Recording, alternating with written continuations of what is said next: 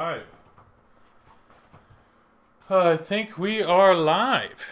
What do we want to do? What do we want to do?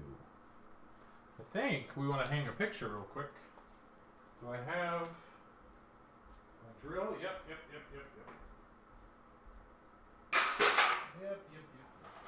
Let's do this.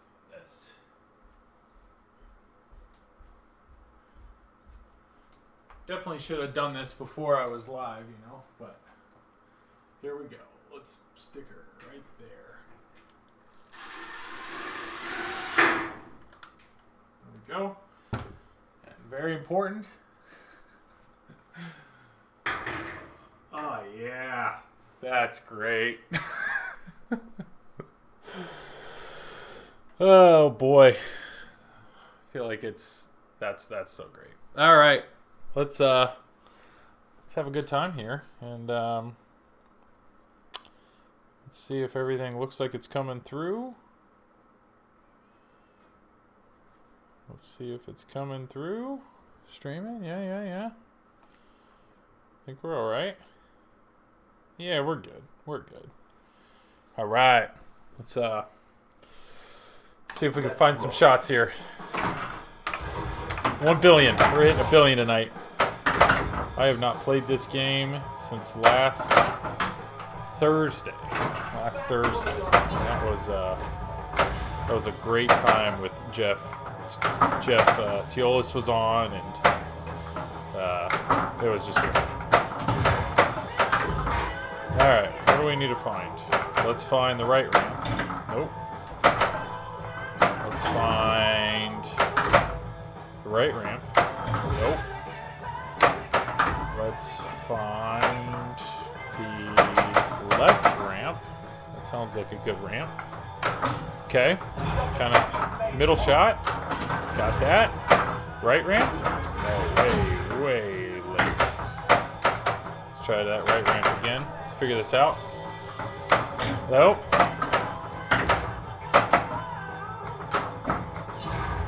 All right, find that out lane. Just knocking that out. Just got to find those out lanes early, How are we looking? Is that looking focus? I mess with this all the time. Let's double check it real quick. Playfield cam. I think it looks good. I think we're okay. That's 3.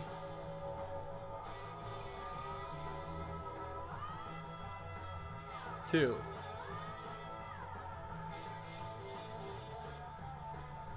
I bet it's right in the middle of that. It would be like perfect, but we'll stick with it. All right, let's find some shots.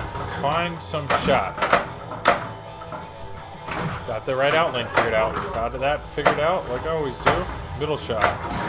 Nope. Middle shot from that flipper is a little later than you think. Got the middle shot. Middle shot from this. Let's hit this shot right here. No. Have I backhanded the right ramp yet? Okay, got it. Okay. Just finding shots. There he is. What up, Brian? How you doing, man? I think I saw you're in for a Mandalorian for location, right? So I think you're probably pretty excited about what you've seen so far. Oh boy. Hey Romania, how you doing? Great reaction podcast. Hey, I appreciate it. Glad you liked it. Oh, good. Hey Joel, enjoyed the latest podcast. Hey guys, I love okay, so the podcast. I knew it's all right, I'll probably want to record one Tuesday. This is awesome. They're revealing it on Tuesday. So it's I should definitely do a reveal podcast Tuesday night. And the TPN Discord was hopping. People were saying stuff. And Fliptronic, Jordan was posting a ton of stuff on it. So I was just hey Jordan, you want to record this? We recorded that last night at midnight. I think I submitted it at 1:30. Put Mandalorian next to Stranger Things. They're going to kill. Mandalorian's going to kill on sight. Kids are going to see Baby Yoda. and they're gonna freak out. They're gonna freak out. I mean, it looks amazing. Obviously, I'm very excited to see what we're getting, whether or not how the code works. I mean, animation, sound, everything. I don't know, but I appreciate you guys. I'm glad both of you have listened to the podcast. I just think it's so great. I really enjoy doing the podcast a lot. And, glad there are people out there that like listening to it. So, because of that, I will gladly keep doing. Flipping out. Oh, screw on site. Mando is gonna kill at my home. Let's go. Zach, how you doing tonight? Saul, how you doing? The Pro looks like a great deal. I know. Mando looks packed. Mando looks packed for a Pro. Packed for a Pro. Yeah, I help maintain. There's that shot. God, I love it. Love it so much. Help maintain a spot, and they're looking at it. It will be their first new game. I think it's incredible. Pro is all I need for a location. It looks like a fun game. This is a Mando. Nick, I'd love it to be Mando, but, you know, they haven't made it yet. Zach and all 9 of his kids are playing Mando. Yeah. Mando, I mean, really, the question, Zach, is how quickly are you going to make a video on Mando that Stern's going to tell you to take down? It's going to be what? It's 10 days away before we actually see it? I want one, save the nickels and dimes. Yeah, it's, it just, I think location, like, it looks incredible. I'm really curious, like, what the attract mode will look like for the premium, because, I mean, if you think about it, most non-pinball people are going to be like, how do I do X, you know? And if they see that play field, they're going to be like, that looks pretty cool. How do I get up there, you know? So I think it's just going to be great. Flip try. I finally got and paid my invoice. Awesome. Yeah, Zach, how late were you up last night just sending out invoices, you know? I mean, good problem to have, right? Zach will dress up like the Mandalorian Greg Boba Fett. Still doing them now? Dude, awesome. I mean, I'm happy for you. I'm glad it's successful. Would you consider this? Would you consider this your most successful, like, launch or sale since you started, or one of the top ones, or I don't know, whatever you're comfortable sharing there? But Jen, oh, I love that. I love that voice sneaking in there. What up, Nick? I'm guessing GNR. Yeah, I bet you're. I hadn't even thought. I was just thinking of Stearns. You know, I know Avengers sold well. I bet Turtles did well, but I doubt Turtles did like this.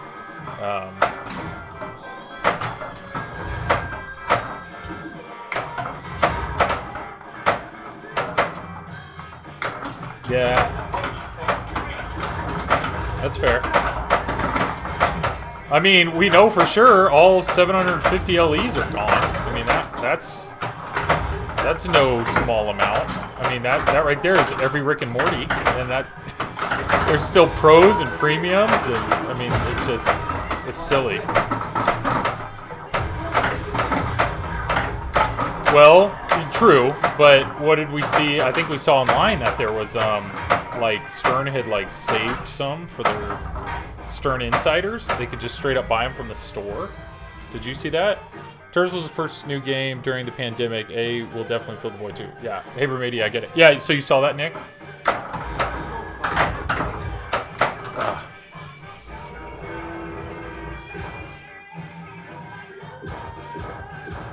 Oh yeah.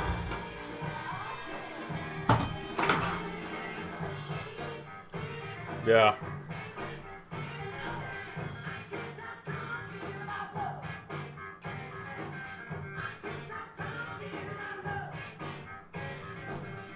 Shoot the ball. Song remains the same. Yeah. You hit the guy in the mouth. Yeah. Hit the ramp, hit the guy in the mouth. Yeah.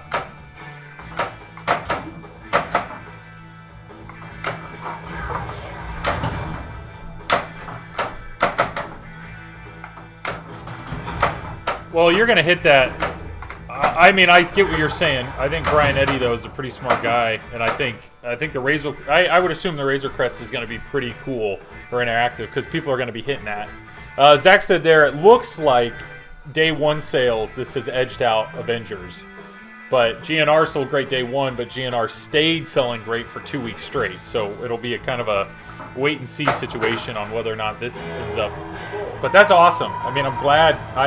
At least you could hear from my podcast, like everything that I think it's fair to judge from pictures, I think they crushed. Like it looks really, really good. So the only way that it could really be bad at this point is if it somehow doesn't shoot well or the code sucks. But I doubt that. I mean, Sterns just sell. Yeah. Honestly, I think we sold more Mandos day one than GNRs. Got to consider pricing too. Oh, for sure. Yeah. That's awesome, Zach. I mean, I'm happy for you, man. That's a great day to be a distributor, right?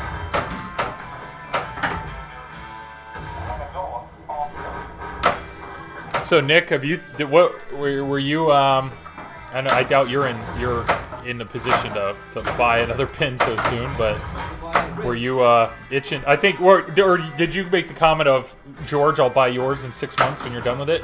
Was that your comment? Yeah.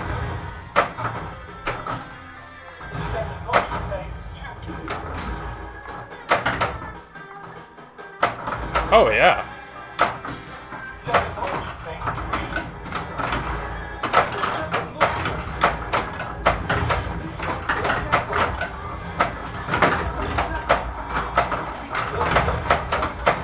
Yeah.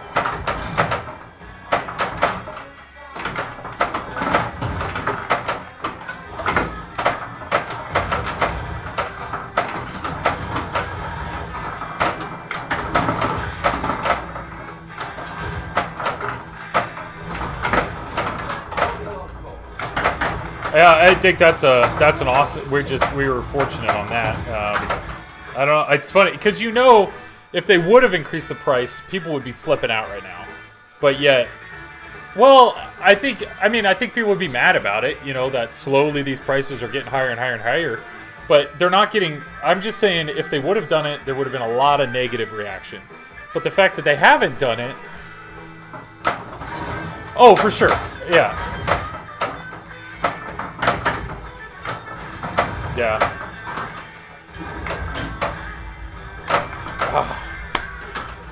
I'm just saying. Yes.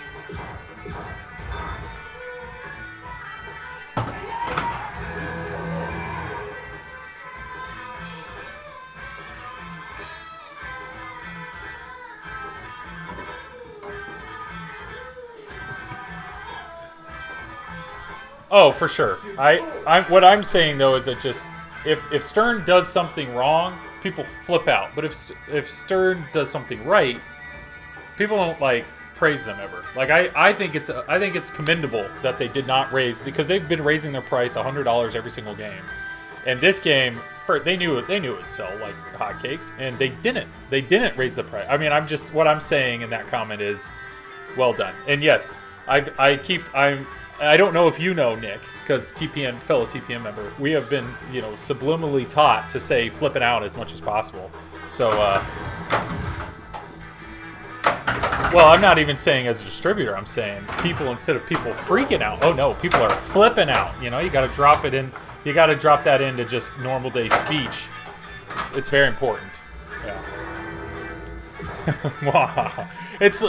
Jordan's right. It's like they aren't actually bad or something. I mean, I don't know. I understand Stern's going to get a lot of crap because they are the big dog.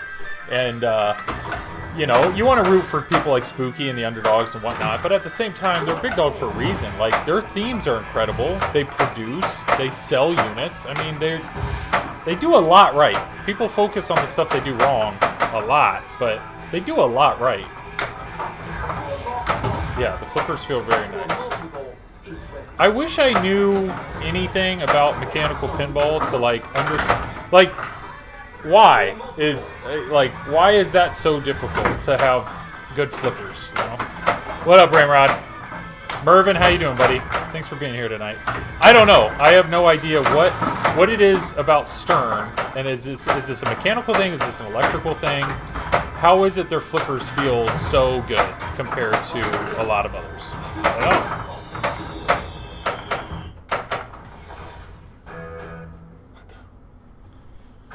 know. TPM members are contractually reimbursed 5 cents every time they publicly say flipping out pinball. 25 cents for bye bye bye. Bye bye bye. I will tell you, Ramrod, it was your kid that had the bye bye bye clip. And the fact that Zach dropped that into the podcast, I loved it. I loved it. Bye bye bye. That really, I thought that was great. So, unfortunately, I don't listen to podcasts around my kids, or else, because Zach, I'll get a clip of my daughter saying, "You sucking on a crow toe," or something ridiculously dumb. Yeah. To be honest, I want my daughter to grow up just like Dennis Kriesel, you know. Have you considered taking away their joy? His quotes are so great. I love everything about Dennis Kriesel and the quotes that he has. I don't know. Maybe that's silly to enjoy to enjoy a person I've never actually met as much as I do. Cheesy Buddha, how you doing, buddy? Dustin, it's good seeing you, man.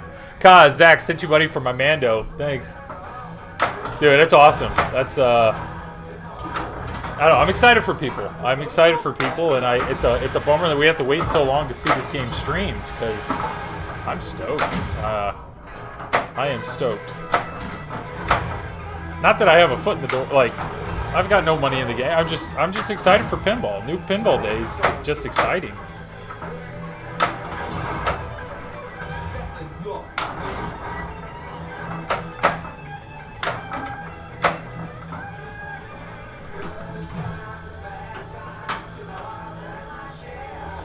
Huh. Well, that is true.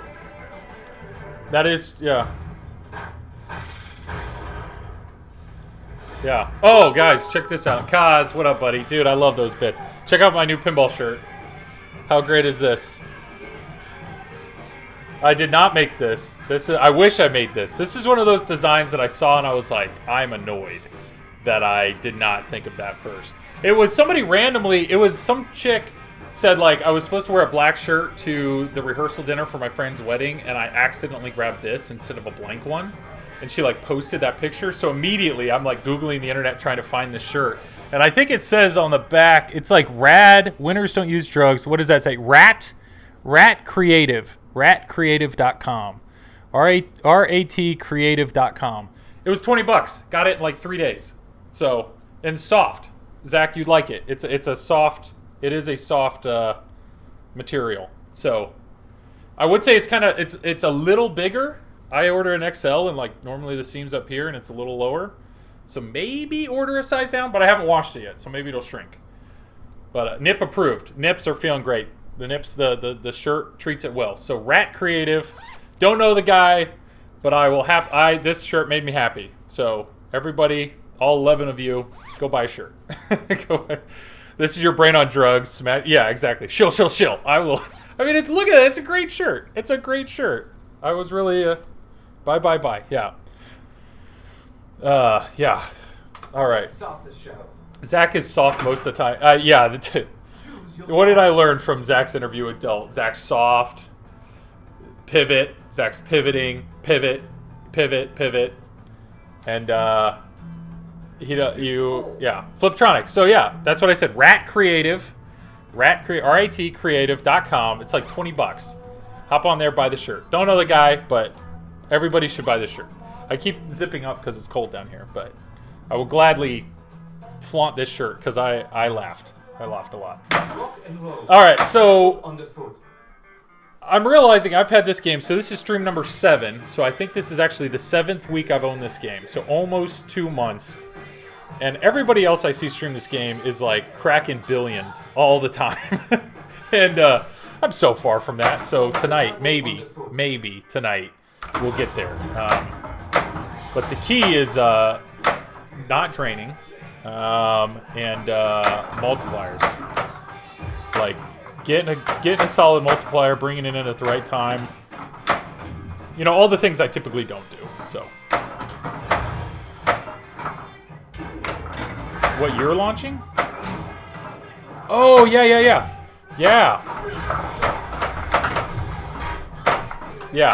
No, I think it's amazing.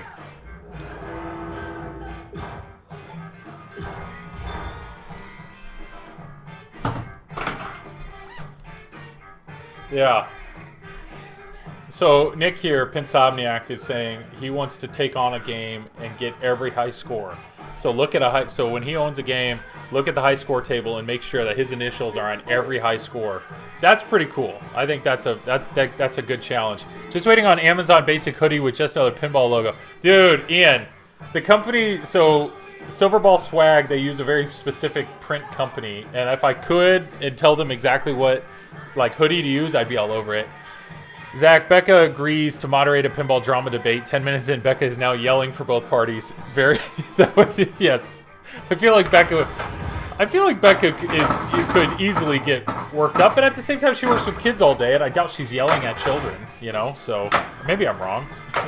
Jordan, you'd have to tell us there. She won't yell. Yeah, I think she could. Yeah, that's what. When they were on the podcast last night before we started, you know, we had the mic hooked up or whatever, and Becca's like, "Did you set a limiter?" Like she wanted to make sure she wasn't going to blow out the mic, and she was great. She will tell you to stop behaving like one of her kids. That's fair.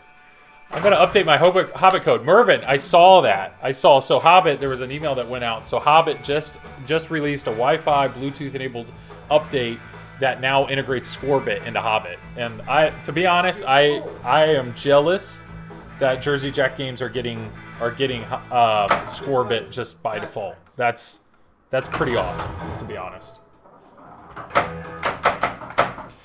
I am tempted, mainly for TNA, because that's what there's a bunch of other TPN people that have a TNA, and they were like brainstorming about some of the stuff they could do with it, and I just don't want to be left alone. Like I don't want to be left, out of the fun if they actually end up doing all the stuff they're talking about.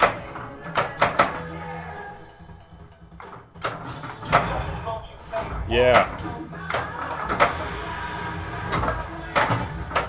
Jay. Yeah, and they are answering questions left and right. It's really what they're talking about is pretty cool. So I don't know.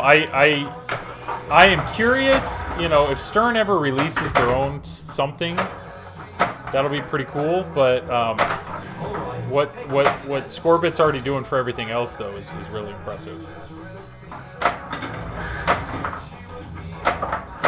Well, you saw that on the TPC Discord that oh, I see what you did.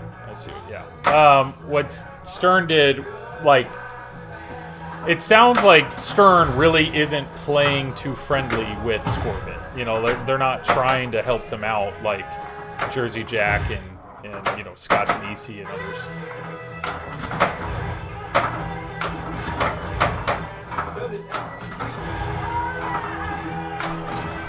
Yeah.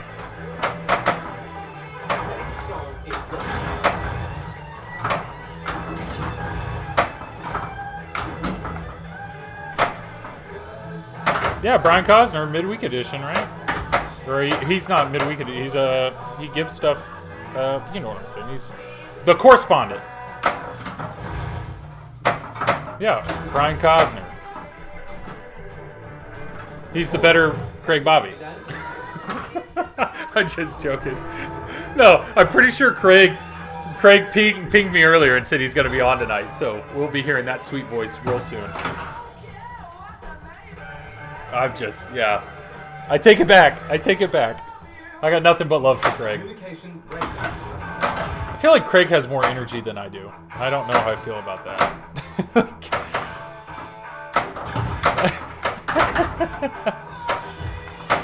I will say I find myself... Stu, what up, Bloody Cactus? How you doing, buddy? Every time... I can't say we will wait and see without saying it like that. Like, he has brainwashed me to think of that. Like, every single time. We will have to wait and see. It's like, I love it. I'm trying to get there. I'm trying to find him.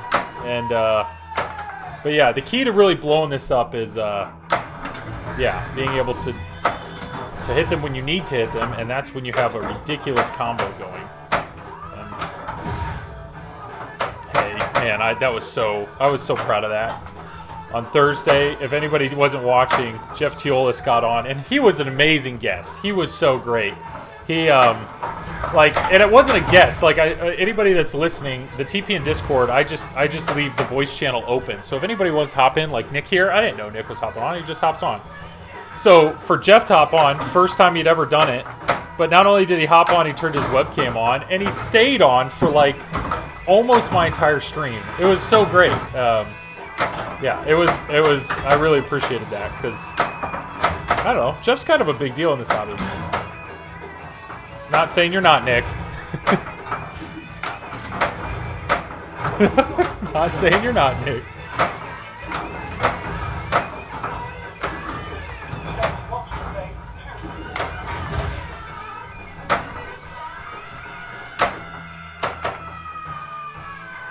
Why can't we hear Nick? Nick, Zach, Nick just, Nick adds commentary when he feels the statement's needed. He's not just filling airtime. Oh, we can definitely hear you. It's just you were silent for a second. That one, Ray Day's not gonna like that one. That upper flipper shot that I just hit. What time is it? I gotta clip that. I send him as many clips as I can. No, legit can't hear him. Oh, you legit can't hear Nick. Go. This whole time, and I've been talking to myself. Let me figure that out. That's hilarious. Okay, what do I have? Game, Discord.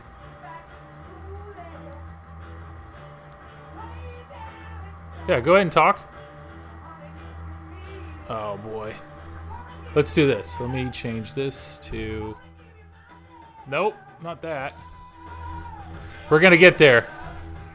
Let's go this to that. There you go. Keep talking. 2, 3. There he is. Hey, what's up, everybody? I Holy just got cow. here. He's been here this whole time. Sorry, guys. I've been talking to Nick, and yeah, I'm real sorry. That's hilarious. Whoops. Now can you hear Nick? Just over here having one-sided conversations. No idea. No one has any idea what you're talking about. Yeah, Nick's been here. He's been here. And, yeah, sorry. That's my bad. Bad setting. Oh, I need that shot. Just stay out of the outline. If anyone was wondering what the app score was, it's 6-0. That's a hockey game? Yes, that's 4. No, and I drained. That was 4 super modes I had going, and I drained. That's really sad. There we go. All right, Nick. What did you all say that I... All right, so back to what we were talking about. Let's see. I said bye at least like He 1,000 said it. times. That's basically what he said, Zach, is he just was saying bye the entire time. So, I don't know, at least $20 worth. We talked about Brief Hobbit Code and Scorbitron and how I need to buy one. Yeah. Talked about stuff. We said Stern's doing well. I think this is a great theme for them. They're gonna make a killing on this. It's gonna do super well on location. Yeah, all the good stuff. All that good stuff. That's really sad. I just fell apart there. I hit a bunch of shots and then those last 2 balls just gone. You got a little self-conscious with the whole stream thing. I did. So I did. You just gotta. We're all good. Zach is a shill and brainwashed me to buy from him by continuing to place the buy into my subconscious. Hey, I would feel bad if Zach was actually like a bad distributor, but he's actually he's actually a decent distributor. Probably some may consider him good, you know. He's a psychologist, right, or sociologist? One of those two. He's one of those. He knows how to get in your head. That's what. That's what's going on here. Song remains the same. What was it that Delt kept saying? Like, if you just went back and if you just listened to yourself, like, Communication breakdown. I don't know. I don't know if Zach knows that he's that way. Decent, yeah. Flexing eyebrows. I'm joking. I wonder why I kept swiping my credit card in midair subconsciously. Bye. What? Yeah. That's great. Rock and roll. Trampled on the All right, floor. let's here we go. I'm feeling this game tonight. I'm my score's not reflecting it, but I'm hitting shots. So let's hope for something good. So we talked about briefly the like the thing that I'm gonna soft launch Yeah. tonight, where on the game that I'm playing, not only am I gonna try to get my name on every high score, but I want to show people how to get your name on the high scores that aren't just high score 1, 2, 3, and 4. Because when you walk into a bar, or you walk into the arcade and Ray Day was just playing, and you walk up and it says Ray, and it all says 7 billion, 7 Yeah. billion, 7 billion, 7 billion. You're like, I'm never gonna get hit 7 billion. I'm never putting my name on this table. Yes, you can. It's never gonna happen. Yes, you With can. Nick's coaching, you can. And Zach, all yes. My Turtles thanks you, and you as a distributor. You took care of me on that for sure. Fliptronic, that flarp is fantastic. That's an incredible emote. Sorry to interrupt you, but I mean, come on, flarp, like that's legit. So yeah, so Nick wants to create a series. So if you look here, we're just scrolling through high scores. So if Nick owned this, he would. That's his now. He's like a completionist. A completionist for pinball. Wants all the high scores.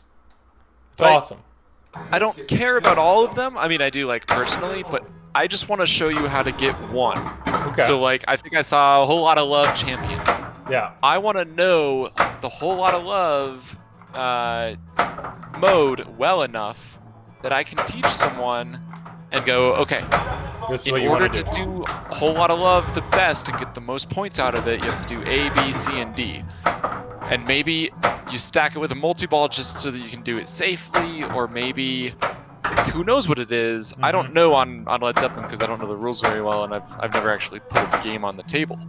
But with like AIQ, like you can walk into a place and they're never gonna have a it's probably gonna be a low Space Gem score. Yeah. But you're saying with a little bit of coaching or understanding, you could teach through that. I guess that's better than figuring out how to reset the scores. Yeah, true. I tried to get the most tilts once. It never asked me for my initials. I think Stu, that one, what is it? There's a reward for that, but you have to tilt away. Like that's on Deadpool. There's one. It's like you have to tilt away a jackpot to get that initials. Those initials. You have to tilt away your bonus. Oh. So it's a tilt. The tilt champion is basically you have to have a massive bonus and tilt it away. Yeah. Which it's pretty cool. That's actually a pretty cool award. Which now that I think about it, I'm pretty sure I don't have on my own game. So maybe I should just make that a goal one night. Come on. Well, and Deadpool is one of the games that I know in and out. Yeah. Like on that game, if you want high scores, you don't do double damage in the modes, which obviously risk reward, you get the higher score, but you might drain in the middle of the mode. Yeah. But you also have to balance actually hitting your shots so that you get more of the health bonus at the end on your final shot. Ramrod saying Rick and Morty has the most Jerry award. The most amount of balls saved. That's amazing. No, it's waste. Oh no, balls saved. Oh, okay. So you're saying, oh, okay. So it's like you plunge, you drain real quick, ball save. So okay, that's actually pretty clever. That's pretty clever. That game, I like Rick and Morty. I have only played it for about 15 minutes, but I do think they have been somewhat they've been creative on some cool little things like that. I know some people knock the code just in general, and I don't know how fair that is or not because I haven't played the game. Nick, how much have you played of it? A little bit. The first time I played it, the pop bumper was turned way too low, so it didn't actually do anything, and it was kind of lackluster. Yeah. Then I played it again, and I just couldn't find the shots. I was just breaking everything, so I think I would like it more if I could actually find the shots, and that's on me. Yeah, it's hard to enjoy a game if you're not hitting anything. Right.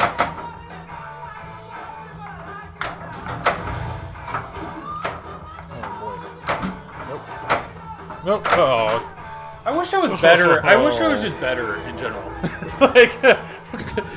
like there are so many just simple things that I should be better at. Can I just like be Ray Day? Yeah.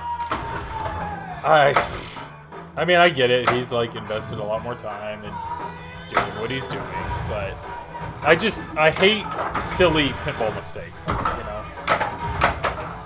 I think that's just me, period. It's just the stupid mistakes in anything that I do. That was just a punt down the left out lane. I can't. So, I'm not mad at that. Like that's not my fault. Great stream, Joel. Gotta head out. Catch you next time. Great job on the podcast. Hey, Brian. Appreciate you, buddy. Thanks for always dropping in, sprinkling in those bits. Thank you for your content on the pinball show. So appreciate you. Yeah. Thanks a bunch. The newest mode is Moon Man, and it's great with light show and sound effect. Ooh, I will look forward to seeing that on stream. Yeah, that sounds great. Also, Kaz didn't hear me say that I didn't know who he was, so... Oh, yeah. He's gone now. So, that's great. No, you know who he was. You just didn't put two and two together, that Brian Cosner. Well, yeah, I don't know who yeah. Kaz is. Yeah. I know who Cosner is. Anyway.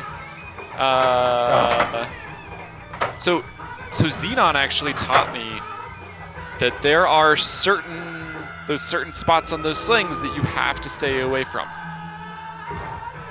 Lodging Dolphin. Is Zach going to bring you a Mandalorian? I don't know. I mean, I'm up for it. I mean, is Zach going to bring us all a Mandalorian at the Expo? Yeah, why not? Which I am so excited for now. I'm grabbing tickets this weekend, probably booking a hotel this weekend. I need to... So I ran it by my wife, and I said, hey, just heads up. I think I'm going to, like, this is that weekend. This is my thoughts. You know, where are you at? What do you think? And I did not get a no. So I think my chances of going are actually pretty decent. So I do need to commit. I need to buy some tickets, and then I need to bum a room with somebody. So. I mean, I'm kind of in that boat too. So. I will let you know. See, if I'm gonna have to share a bed with somebody, I'm leaning towards Jedi McMuffin because I think he's slightly smaller than you. He is. I may be skinnier, and I only say that because I am probably by far the skinniest person in TPN. That's fair. But I'm also tall, so... Maybe, I don't know. I'm just joking at this point. I think volume-wise... Volume-wise, I think I've won. It's probably... George's pretty tall. George? Jordan. Oh, yeah, Becca. Jordan's tall, but... Yeah. I don't know, I think if you're sharing a bed with Jordan, you're adding Becca in there too. Nah, Becca sleeps in tubs, right, Jordan? You said that one time? Creasel clone in my pocket as everyone beat. That's true, Zach. That's true. True. Trout. Oh, I guess maybe you could share a a bed with one of the pinball pals. Oh, the puppet pals, you mean? Puppet pals, yeah. I mean, in a perfect world, we don't have to share a bed. We'd get that double queen or something in a perfect world, yeah. So precious. Yeah, Zach, I thought Zach was putting all the TPN people up in a hotel somewhere. He was renting a house. That's right. I'm pretty sure I read that. Yeah. I mean, I haven't even seen him say that we were gonna have a sneaking out booth. Yeah, I like that. In our TPN Discord, we were talking about that. Like, hey, should we do a TPN booth? And we're like, well, there's a flipping out booth, so what's the difference, right? Like, let's just bum that. Yeah, sneaking out of. I mean, I don't know who in TPN is watching, but I am in for a TPN booth. I'm down to pitch. What would we do besides sit there? We have nothing to sell. No one's bringing a game. Like, what would we? That's what I'm saying. Let's roll. Why not bring a game? That's true. Choose your song. Flipping out, we'll have we're a in booth. Chicago, Usually a small one, but everyone is welcome. I'd throw in some for a TPN booth though. That's cool. Black dog. Okay. On. All right. Rock and roll. So we just have to ask Zach publicly. Is the real trick here? Because I don't. check Discord. Yeah. I have no. I don't know. I'm just excited to go, and I hope everybody. Like, I just hope. It's funny. It's like I want everybody to have a name tag with with their Twitch name on it. You know, because I just want to meet people. That's what I'm excited about. So. Oh my goodness. I was finding shots. Let's go. Let's have a good game here. Let's have a good game here. So quick restart. Quick reset. And let's hit some shots. See, there's probably a really good strategy here with what song to pick, and I just Welcome to Zeppelin. let's go. You know, whatever there. Let's go. Let's go. Well, Craig said he was gonna hop on the mic later, and he wants to talk Mando. So I'm happy to talk more about it, but I'm kind of waiting for him. Just No, because we can wait for him. I gotta be off in 20 to set mine up. that's right. 'Cause What are you streaming tonight? I can't just skip. I don't know. I'll just say it's not Avengers. Ooh. Okay, alright, that's not the game. We do need to look into pricing because we may be able to add double-sized booth for flipping out, and the additional from one booth to maybe cheaper than TPN could just occupy the other half. It'll make sense when we look. That would be really great because I'm assuming TPN's gonna have, or flipping out's gonna have pinball machines in their booth. So, I mean, come on, we could just play. I mean, yeah, and then it turns into, does the TPN side have a little streaming booth that's going on? Oh, whoa. Do we need some power, or do we just show like the clips of the week constantly What if for that side of things? What if you get all TPN people to sign up for a slot, and we just stream the entire 3 days? How Right. insane would that be? I mean, could be neat. That could be neat. I think it's super doable, and maybe we have two sign up so that there's always someone on chat / Fliptronic can do their own thing, and that way, like, you and I can like team up and have someone on chat. Game time. All right, everybody. Rod Dog is here, and I want everybody to know Rod Dog and Leslie will always be here because they sent me.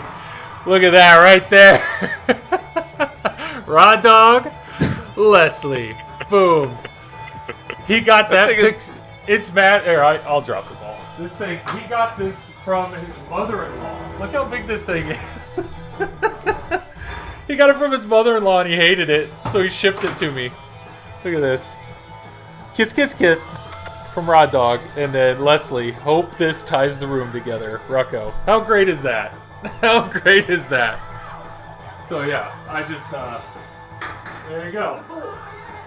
Should I do Flipping it? out. Yeah. All internet is mobile. Isn't that great? Isn't that great?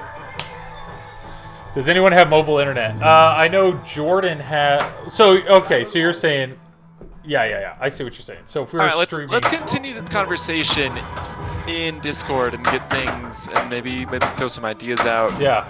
Put some flushness together. Put Jedi and George on it because they're like tech geniuses and they'd figure out the most efficient way to to do something. Yeah. There might be a booth that we can get that has the internet access. It's from. So Rod Dog, slight correction. That's from his stepmom, his dumb stepmom, not his mother-in-law. I just think it's hilarious. I think it's funny that she bought it. She bought one so big because I think Rod Dog, you said it was like cheaper or something, and then they get it and they hate it so much that it somehow ended up in my possession. I love it. I think it's incredible. So anybody watching, if anybody has a large picture of themselves that they hate and they want to send it to me, you know, Let's fill it up. let's fill it up. This way you don't have to finish the basement. You just get canvases. Slowly fill it up. Yeah. I don't even remember. I showed Nicole because it was in my office initially, and I think she looked at it and she was like, "Who is this?" You know. And I think I started to explain the situation, and she's just like, "Okay, you know, like just whatever." You know, it's one of those. Yeah, I don't know. I love it. It makes me happy. LOL, my wife loves those canvas shutterfly deals. Yeah. Yeah.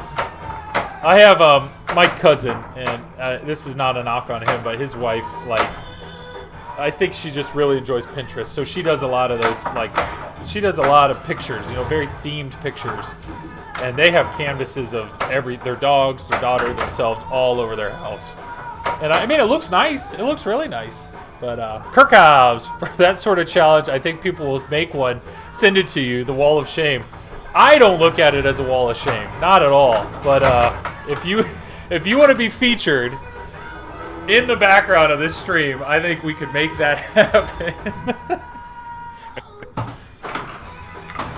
That's great. That's great. Also, it does look like the Expo website is currently under maintenance. That's promising. What was it?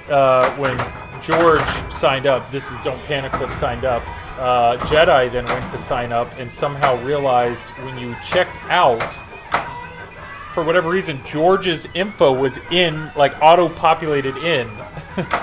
So, like, that shouldn't happen. Like, you know, yeah, obviously. It's a major issue. Yeah, so Jedi, I think, called them and let them know of the issue, and so they shut the site down for, like, 15 minutes to fix it. So I thought that was a pretty crazy bug, if you want to call it that. All right. I'll be a second. You're good. All right. Chichibuto, which show is this? So we're talking about Pinball Expo. Pinball Expo in Chicago. It's scheduled for it's like October 27th, 28th. No, 28th, 29th, and 30th. It's like a Thursday, Friday, Saturday in Chicago. So it's kind of a big deal, and I think I think people are. It's not canceled yet, but I think people are looking at by October. We're hoping restrictions and vaccines and everything will be in a position where we can go. I'm buying a condo in Chicago. There you go. There you go, Dustin. Let's go, man. That's what I'm hoping. I'm hoping. Looks like we're having a cheesy expo. So this condo, how many people can it sleep? That's that's the real question. Well, it depends. How important is it to you to have a mattress? That's what we need to do. Is everybody pitch in and just get like a VBRO or something? Rent a house. That would be absurd. That would be Stu, nuts. VA gonna lift all restrictions in June. It's gonna be a disaster, I think. Yeah, you're saying VA is in Virginia? Yeah, it's weird. Indiana. Oh, what's crazy? I just read this on Reddit before I got on stream. Apparently, the Ohio governor just announced that if you're an Ohio resident and you've received at least one vaccine shot, you will be entered into a drawing where 5 people will win $1 million. How insane is that? I mean, it's amazing. Good luck for. I think it's genius. Yeah, good luck for all the Ohio people. But it makes me sad in a way, though. You know, there's so many countries around the world that would love to get vaccine shots, and here we are in America having to bribe certain people to get one with $1 million lottery. I mean, it's kind of crazy. Yeah, the lottery thing. I mean, my only thing it would be cooler if instead of 5 people win $1 million, do like 500 people win $10,000. You know, personally, I think that would be kind of cooler. But what do I know? Yeah, but people wouldn't. You don't think people would do that for $10,000? No. Yeah, huh? Unfortunately. Yeah. So I thought that was pretty crazy. Now what'll be insane is if it like all of a sudden there's some ridiculous turnout if other states follow suit or something. You know?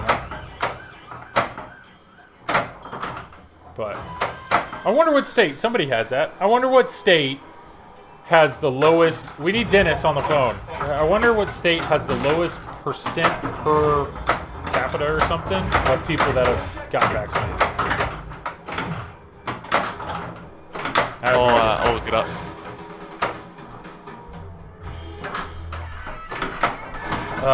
Trying to. This is where I need to hit my middle ramp. And I'm not hitting it at all. Maine has the highest. Really?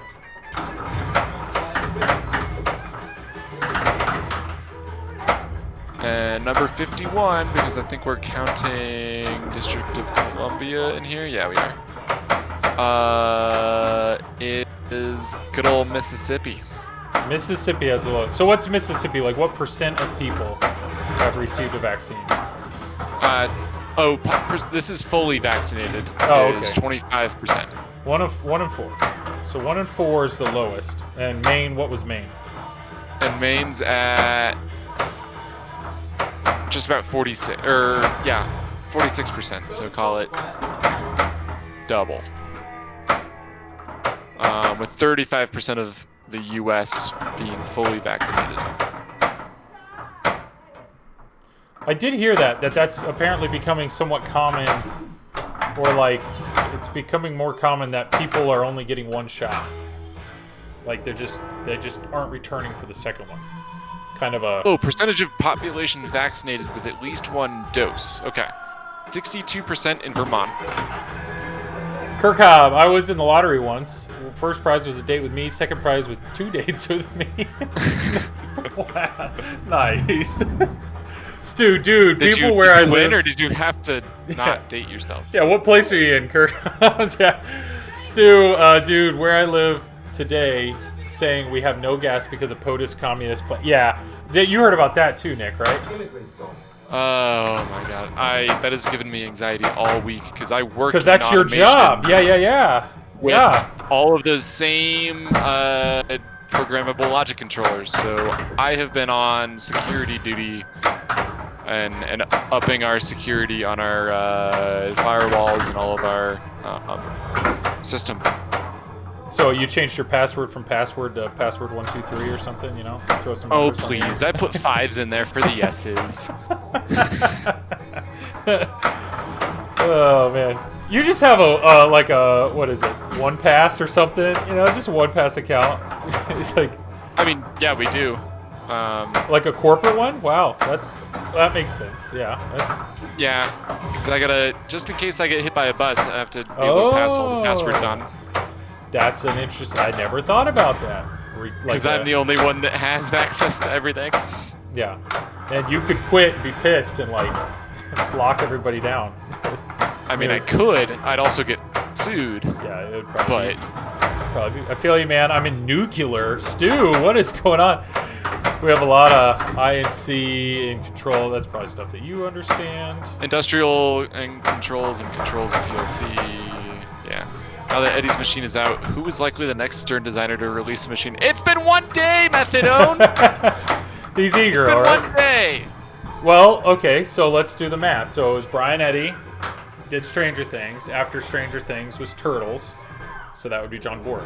Because after Turtles was Avengers, Keith Owen, Avengers, Led Zeppelin, Steve Ritchie. So my guess, I mean, Keith is ridiculous and could just throw games out left and right.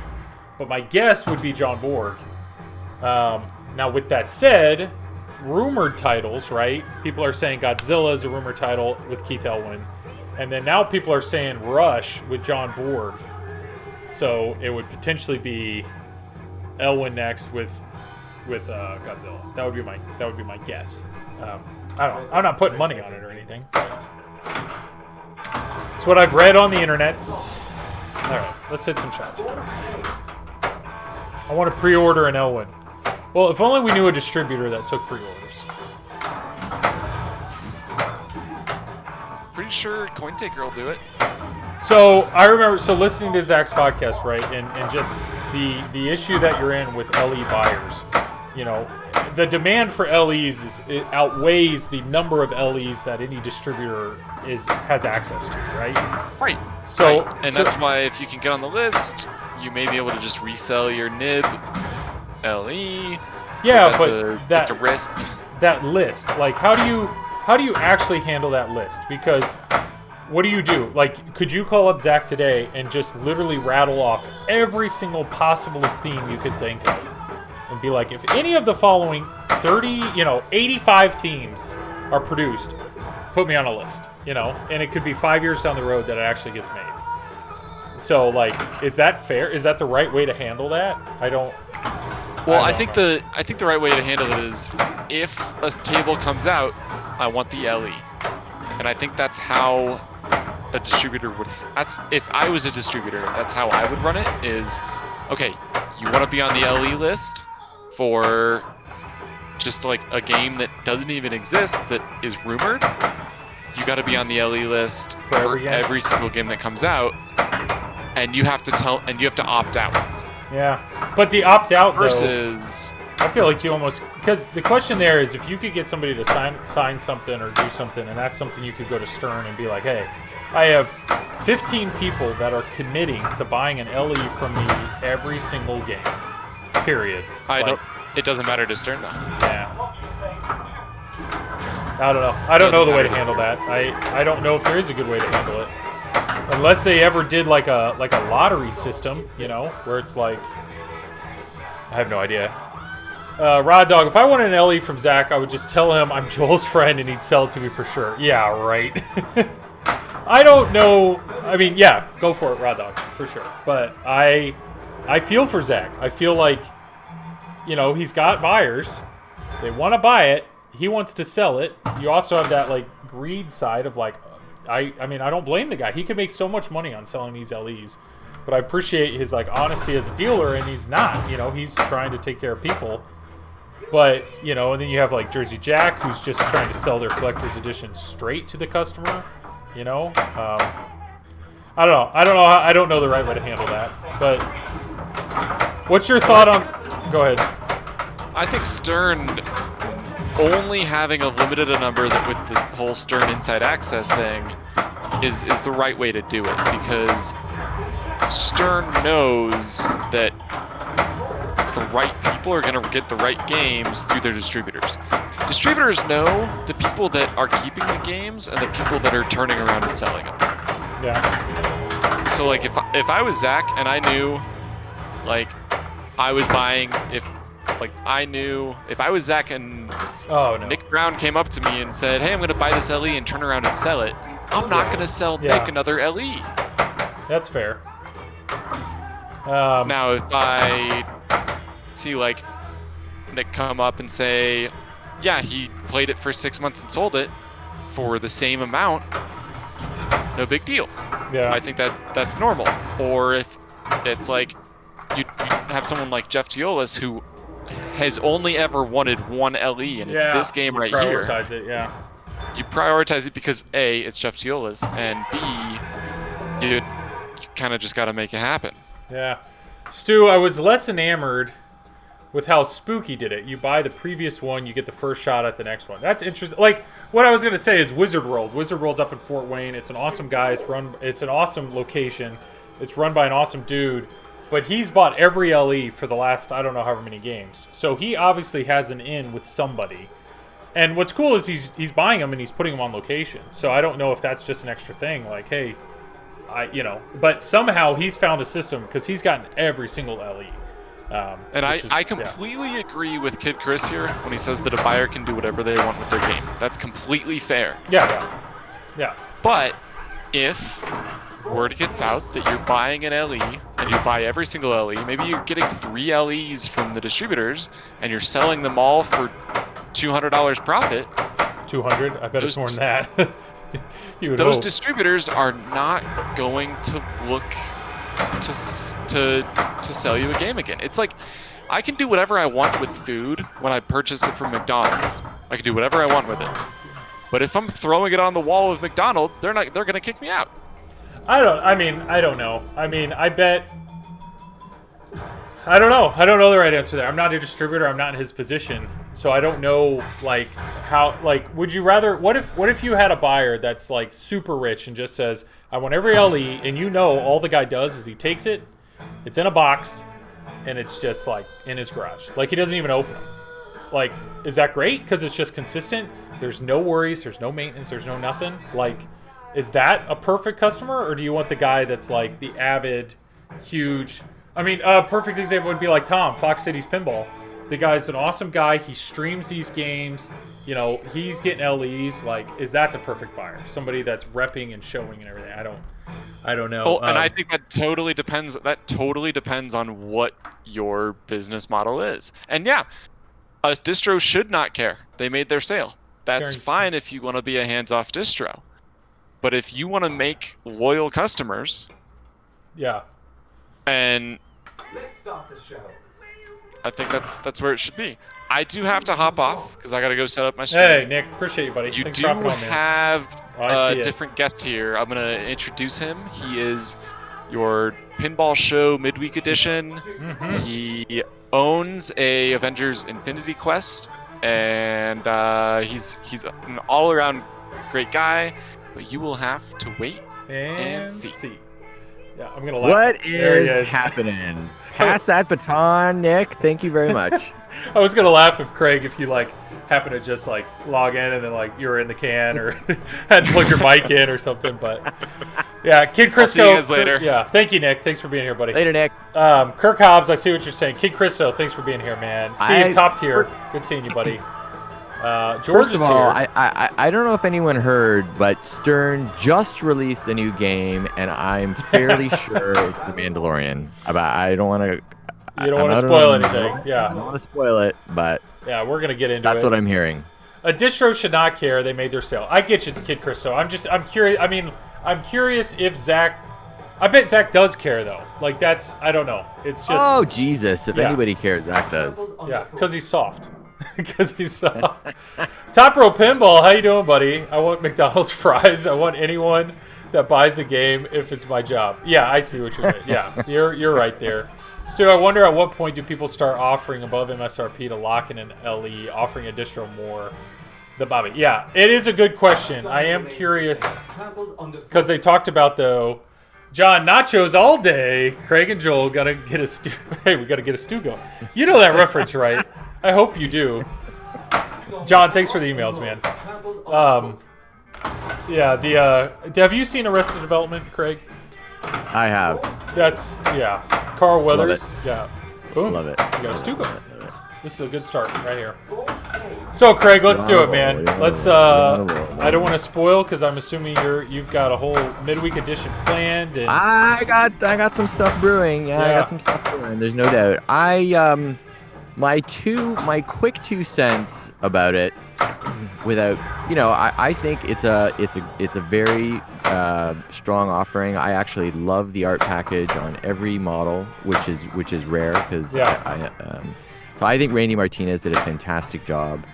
I'm not sure it's fair. I get where people are coming from when they want to compare him to Christopher Franchi, but I think that's selling him maybe a bit short because I think he's brilliant in his own way. I just think it's a great. I think all 3 of those Pro Premium and limited editions have a lot to want. Or there's a lot to like about them, I should say. Yeah. The art is fantastic. There's no. These things are really coming into their own in terms of, you want to have this thing on display, in my mind. If you're a Star Wars fan, you're like, hot damn. Like, every character you could want is in it. Yeah. The playfield looks fantastic. There's tons of detail. I think the color choices on all 3 are very interesting. You're going to have your favorites, of course, but I don't think there's a bad art package in the whole, all 3 of them. My reaction after really looking at it was I'm almost bummed this guy, because the guy's, paycheck is from Lucas Arts. I think the guy works full-time. I could be wrong, but, Star Wars is what he does. And I, to me, as good of an artist as he is, I wish he'd do more games, I love his art style.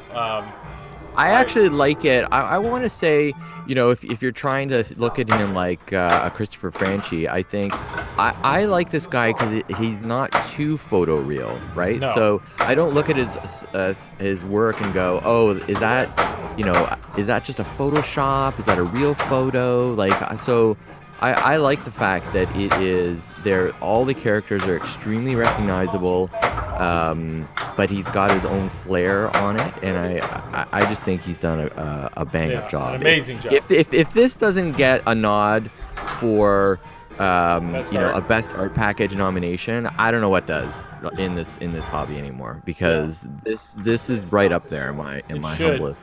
Kid Christo, I think the bottom line is, if I can't buy a game for MSRP or less, I go down the block to another distro. I refuse to overpay for a game. I agree, and Kid Christo, I don't think anybody in this hobby wants if it becomes the norm that all distributors increase, I don't know. Like, nobody wants that. Nobody wants that standard. So I totally get what you're saying. Nice art all around. George, I love the Berserk, the Beskar armor on the LE, but wasn't a huge fan of the art on that. The Pro is the best in my opinion. I said it in the podcast. I lean more towards cooler colors, so I actually really like the LE package. I think the Premium, though, is probably my favorite all around, just because the Pro is so warm, but I really like it. And Bloody Cactus, I want to see it play, but I didn't like what I saw with the crisscross ramps. Saw 4 top lanes with only 1 pop. There's 2 pops, actually. Didn't like the AC/DC helmet. Looks pointless like that. Pro is the way. Yeah. Pro is solid. Pro is the way. Yeah. The cross ramps, I see what you're saying. And I know we talked about that on the podcast, that I hope you can replace those with metal, just because they won't be as visual. You know what? I actually was refreshed to not see wire form ramps throughout, believe it or not, because I just think I like the look of those ramps when you get some LEDs behind them, and I think the pro trim level here is very compelling for the price, so I don't mind it. I think those ramps are going to be blisteringly fast as well. Yeah, well, the shots are like, most of those shots, especially that right ramp, the way it zips around, like, it's at like 3/4 of a game. Like, it is not. Yeah, I think this game will be fast. I'm very excited to see it streamed, for sure. Oh yeah, some EL wire for lightsabers, exactly. Ooh. Like Alatron or something. I don't know. I just think there's some room there to really light those babies up and have some fun. Yeah, I've got nothing but good things to say, to be honest, at this point. But we are absolutely in a holding pattern, because, as you know, like, code can make or break a game. Yeah. But I think from a theme integration standpoint, it's great. I think it absolutely visually, I don't know what you can complain about licensing wise, besides the one female character not being in it. But that's not like I don't know. That's not a Stern problem. That's not an act. Threw every character in it, for God's sakes. I was Everybody's shocked that there were so many characters in it. I thought it'd be like Mando, Baby Yoda. You might get a Boba Fett or somebody else, maybe. But so I was shocked. I think they went over and above to make sure that anybody that appeared on the screen was on there. Kid Christo, I love the LE, best of both worlds. Cool colors on the out, warm on the inside. You're right, and the LE, the inner art blades on the LE are really cool. They're beautiful. Like, really cool. That sucks. I should have done something that. Although I will say that the armor, the accessory armor for this title looks amazing as well, with the gown on the outside. It looked awesome. Cara Dune. Yeah, you're right, Kid Christo. Yeah. Hey, are you in? Are you in for one, Kid Christo? Kenner figurine. Yeah, you can add her with aftermarket products for sure. I mean, yeah, you could get her in there if you really wanted to get her in there. You could do it. Someone should make a sticker that you could put on the translate somewhere. People are already saying that. And yes, sir. Which level are you in?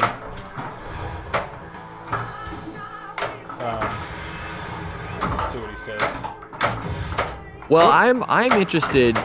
With Avengers, I had a little bit of a bee in my bonnet and wanted to get out of the gate at about this point and place my order for a premium. But this time around, I'm being a little more cautious, and not more cautious, I'd say. I just want to see it play, and I want to see it shoot, and I want to actually get behind the thing and start to flip it before I. But I don't doubt it's gonna be fun. I bet it. Kid Christo's all in. LE, buddy. Good for you, man. Good for you. That's awesome. I do love the LE in terms of, I mean, the thing looks like a Mandalorian machine when you step up. Oh, to yeah. that. You know, like the colors, they got them perfect. Deposit paid 2 weeks before. Dude, that's ballsy. 2 weeks before. Saw nothing. Sight unseen. There you go. Let's go. Good for you, man. Yeah. Well, it's an interesting state of the hobby, you know, that we're in. I think it's fantastic, and that there's so much excitement, and that there's a manufacturer out there that is reliable as Stern, that people can put down their money and expect they're going to get a game in a reasonable amount of time, you know. So let's call it, I'd say, within probably 2 to 4 months at the outside, and that is at the very, very outside. When I got my Avengers, it was 12 weeks, and I was shocked because I thought it was gonna be a lot longer. Well, people are saying, there are people that have ordered Guns N' Roses like within the first week or two, and they still haven't received their game. So I don't know. I applaud Stern. I can be accused to be a Stern fanboy. I'm not. I think it's about liking pinball. They've got it figured out. I don't. There's no shame in liking all of these manufacturers for their strengths, and Jersey Jack has their strengths, Stern has their strengths, and there's nothing wrong with either of them, you know. Kid Christo, hats off to both of you. Keep up the good work on the podcast. Hey, really appreciate that. Hey, thanks. You've done the podcast game. You understand it's this isn't a soapbox, but it's a thankless job. It is nothing but work. But I'm glad I enjoy it. And I love hearing the feedback. I love hearing that other people are enjoying it as well. So appreciate the kind words. Yeah, I mean, and Dr. Bond saying, how are we not celebrating? They got Carl Weathers doing call-outs. You would expect some bad voice impersonator. Exactly. Oh, that was a huge win for them to get one of the actors to do this. What? Yeah, Flipper Gap does look a little wider too. It's a time suck. Oh yeah, podcasting. Yeah, I have not even looked or even thought to compare Flipper Gaps. So, no, I think when you think of from a licensing standpoint, think of every game. You know, like even Led Zeppelin comes out and they're like, "How do you not have Stairway to Heaven?" You know, and it's just like people always complain about missing something, or like Avengers. You know, the assets are stale, or you couldn't get good voice actors, or not trying to insult your game, Craig, but you know what I mean. Mm-hmm. But this game, like, they got a voice actor. Apparently, they have access to clips from season 1 and 2. Look at the artwork; they've got everything. Like everybody's on it, pretty much. They got a Lucas art, crazy good artist who draws this stuff for a living all day long. Like I don't. They have everything. So yep. No, I think it's. I'm actually breathing a bit of a sigh of relief just on the looks of the machine. I was shocked, after call it a bit of a debacle with Jurassic Park, and the Jeep model on the thing. You can't look at Baby Yoda and that Razor Crest machine and go, wow, they really fucked that up. There's no detail. Yeah. And you take a look at the game you're playing with, the Zeppelin there. Now, what can you do with the Zeppelin, to be fair? But when you look at Baby Yoda and, that Razor Crest spaceship, Mando spaceship, there's a ton of detail in those models, a ton. And the backlights light up. Oh, for God's sake! Top tier. When I was talking to, sorry man, when I was talking to Todd Tucky, he told me the LEs were sold out over a week ago. All 750 were produced. Then pros are being shipped in 6 weeks in July. It's awesome. But Baby Yoda doesn't dance. Yeah, I mean, people are saying that. But I don't know if you heard. I saw Marv Loco's thing right before this. Apparently, there's an article out there that it's an article by some website that basically said, like Baby Yoda will follow your ball. So they're saying, wait, does it move? And they just haven't shown it yet? I don't know. I only wish the art looked more like cell drawings at the end of this. I see what you're saying, Kid Christo. We always watch the credits when we watch the show. There is no way how good that looked. Yeah. I agree with Marv. I thought it was a great video piece that he did about that article, but the article's wrong. There is no way in hell that Baby Yoda is moving, because Stern would have, if it does in fact move, it will be the biggest, marketing surprise in the history of pinball, because To leave it, yeah. that would be the creme de la creme, and there's no way they wouldn't show that thing from every angle, moving its arms or spinning its head or something. It would be a weird move to hold back a feature yeah. like that. Jurassic Yeah. Park is amazing, George. It's a great game. Fliptronic. Oh, I know George and Jordan disagree on Jurassic Park. Sean, I love the Mando art, frankly, and really nice 3D sculpts. Yeah, I'm with you. Hobbit's Third Flipper, still the best username on Twitch. Mando is better. Man, we got some trash talking here. I'm guessing either idea that got costed out.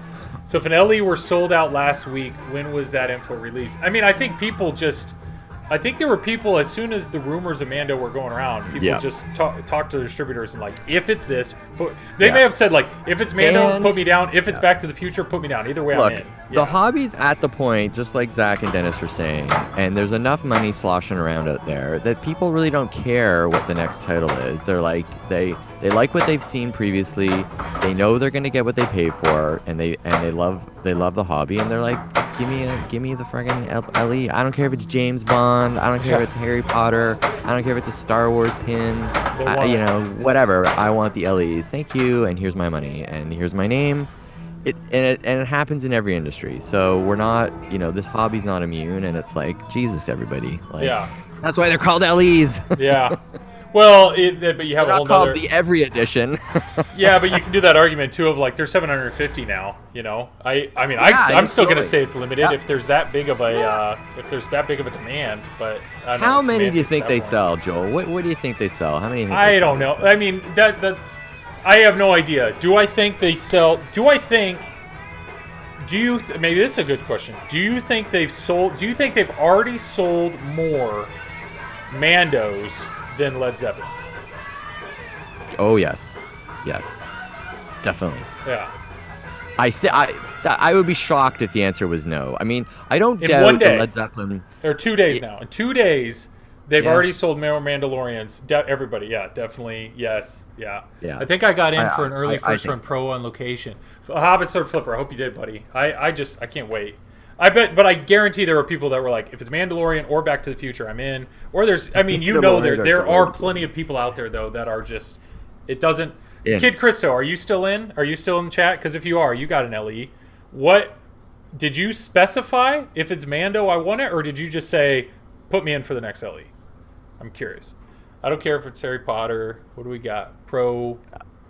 I think, if you're serious about the problem is that there's enough people, like I said, that are serious about an LE that, again, they don't really care what the theme is. They're just getting the LEs, and that's the end of that. So I think if you want an LE, the problem is you can't be picking and choosing anymore, right? It's like you got to have the conversation with the distributor, which is, okay, how do I get on the LE list? And if he's like, well, dude, I got 20 people ahead of you that are just taking everything. Yeah. How are you gonna break through that? It's pretty tough. I feel like you kind of have to commit. And, what I think would be tough. I mean, Jeff Teolis is a perfect example. Now he's known, and maybe he talked to somebody at Stern or whatnot. Yes. But it's just like, I feel bad for the people that have a dream theme, and it's like, that like. If you're a #1 turtle collector in the world, and then all of a sudden you hear, oh, there's a Turtles pinball machine, and this is completely outside your wheelhouse, how hard it would be for somebody like that to get in, to get it. Like Rick and Morty, maybe that's a perfect example. I guarantee there were like rabid Rick and Morty fans that didn't even know there was a Rick and Morty pinball machine until they've seen a stream, or it was on Cartoon Network or something like that. And they're like, that looks awesome, I want to buy one. And then they hear, well, you're out of luck, like, I don't know. It's I mean, the good news is, and all that is that if you truly want one, you can get one. You're just gonna pay a bit, and that's just the way it goes. It's just the way it goes. You're not paying MSRP. Yeah, we've heard that before. On the list. At the end of the day, every game is available. Like, you could get every game. You may not be new, but depending on there will be LEs for sale. I mean, I've seen an LE sold for every game so far. Yep. Yeah. It would be cool. It would be cool. I agree. Top tier. I asked that earlier. I was very curious. I actually asked Zach. Zach was in chat earlier, and I said, day one, what has sold more, Guns N' Roses or Mando? And he said he thinks Mando. He'd have to look at the numbers, but he says he thinks Mando's actually sold more. But obviously, you have 3-tier models, and it's Stern, and people know they're going to get their games fast. But what he did say, though, is Guns N' Roses sold extremely well for him over a 2-week period. Like, sales just kept coming in. Mm-hmm. So I'm curious if Mando sales... I mean, I guarantee there's people out there, though, that know they're not an LE buyer and are holding out to see the stream. So if the stream is 10 days away, there's a good chance that the moment that, an hour after that stream, Zach may start getting a bunch of other calls. All right, I'm not resetting. We're going to keep going. Yeah, and there's tons of Star Wars fans out there, too, that aren't maybe aware that the pinball machine is out. They're going to see it at a trade show one day or hear it on a forum. And, again, they're going to want to see it in action before they plunk down their money and think about it. And so this thing is just going to consistently sell over the coming months and years. There's no doubt. I mean, it's a winner. It's a winner. If ever there was a theme winner, this is it. It is. I mean, I didn't own Star Wars, but I know everybody was going nuts for Star Wars, and I think this is, from what I can see here, the art, the assets, the toys, like, I know Star Wars was a ridiculously good seller, but if this would have been the original Star Wars pin, it would have been an even better seller. The so Pro's far, pretty it looks loaded, better. almost like made in Pro versus Pro. Yeah, like I still think Turtles Pro is the most loaded Pro when you compare it to the premium. Mm-hmm. Even Deadpool's pretty similar. Like you're only usually missing like one thing, but I think the Pro on this is awesome. The fact that when I first saw the tilting playfield, in the premium, in the video, I was like, awesome, upper playfield. But in my mind, it's like, there's no way that'll be in the Pro. That was just an assumption that would be stripped out. And then to see that, no, it is in the Pro, it's just built into the playfield. Awesome. Like, that's awesome. I love Yeah, I actually kind of like the feel of a single flipper, mini playfield at the top. Call me crazy, but I think it looks a little more challenging to me. Yeah. To keep that ball in play using the bumper there, and I don't know. If only we knew somebody who's flipped it. I just saw Ray Day, everybody. Hey, El Rocco. What's up? Hey, I just got back from playing some Led Zeppelin actually at the Entertainment Pac-Man level 257.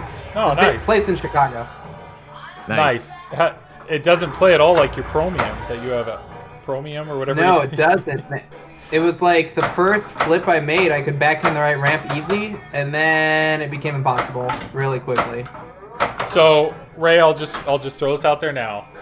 I know you've played Mando. I don't know what you're allowed to share, but if you want to share anything, I know you have 20-something people that would love to hear whatever.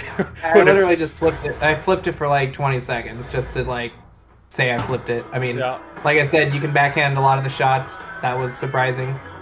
Yeah, but that's really all I got. I mean, that's fair. I don't want to. Does Baby Yoda move? Does Baby? No, I don't want to put that to rest, Ray Day. I don't want to put Ray Day in a position where he's not allowed to share anything. But no, that's awesome. It's cool. It kind of blows my mind that you, as a Stern employee, you've never flipped the game until reveal day. And I understand COVID probably has had a big part of that. If you would have all been in the office that whole time, you'd probably be flipping it all the time. But that's cool that like reveal day is still something you're excited about because it gave you a chance to experience the pin. Yeah, it's pretty cool. What are your thoughts about it, Ray Day? Like in terms of the layout, like what are you excited about it as a tournament player and as a pinball fan? When you look at that game, what gets you pumped about it?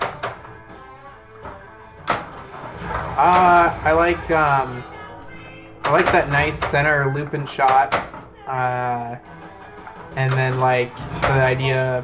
I mean, I think you like hit ramps to light missions, and then like scoop to start missions, sort of thing. Mm-hmm. So it's like a very familiar sort of approachable game that I think, even if you don't really know much, or someone gives you an elevator pitch, you can probably like dive right into it. I think that's pretty cool. Yeah, the game seems a little more straightforward, in terms of the mechanics of it, maybe than some of the last couple of games. Just on sort of first blush of it. I also just I like all the surprise feeds. It's like the center shot that feeds down the left orbit. Wouldn't see that coming. The little horseshoe thing that can either feed back to your flipper or down the right orbit if you're on a premium. And then there's a right ramp that kind of does a little it goes across the habit trail to your left flipper. There's all sorts of surprising ways to vault flipper. Now, did you play a pro or a premium? It was a pro. It had the one flipper. Okay. Hobbit's third flipper just said that in chat, that he actually likes the one flipper because it feels like Swords of Fury, I don't know, I think that could be really fun. I think they're going to be totally different. Like the mini playfield that raises, it's going to feel kind of bonsai runish. So if you like that challenge of the pressure of don't drain the ball between your flippers because the gap is this small, but as soon as you raise the flipper, the gap becomes huge. So you're constantly fighting gravity to do little mini flips and not screw yourself. It's kind of stressful, but I think that people, speaking of double flipping and I know. Brain. Ice Skidoo, what up? Yeah, so you're saying that mini playfield, I thought it was just vertical, on display, and then when that mode started, you're actually playing pretty much horizontal, but you're saying not at all. You're saying you're flipping it, and it's not necessarily flat. Is that what you're saying? Because you said bonsai runish?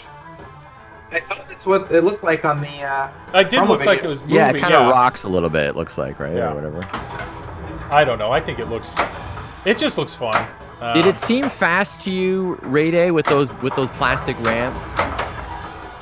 That was yeah, I mean you could nail shots, and it didn't seem too.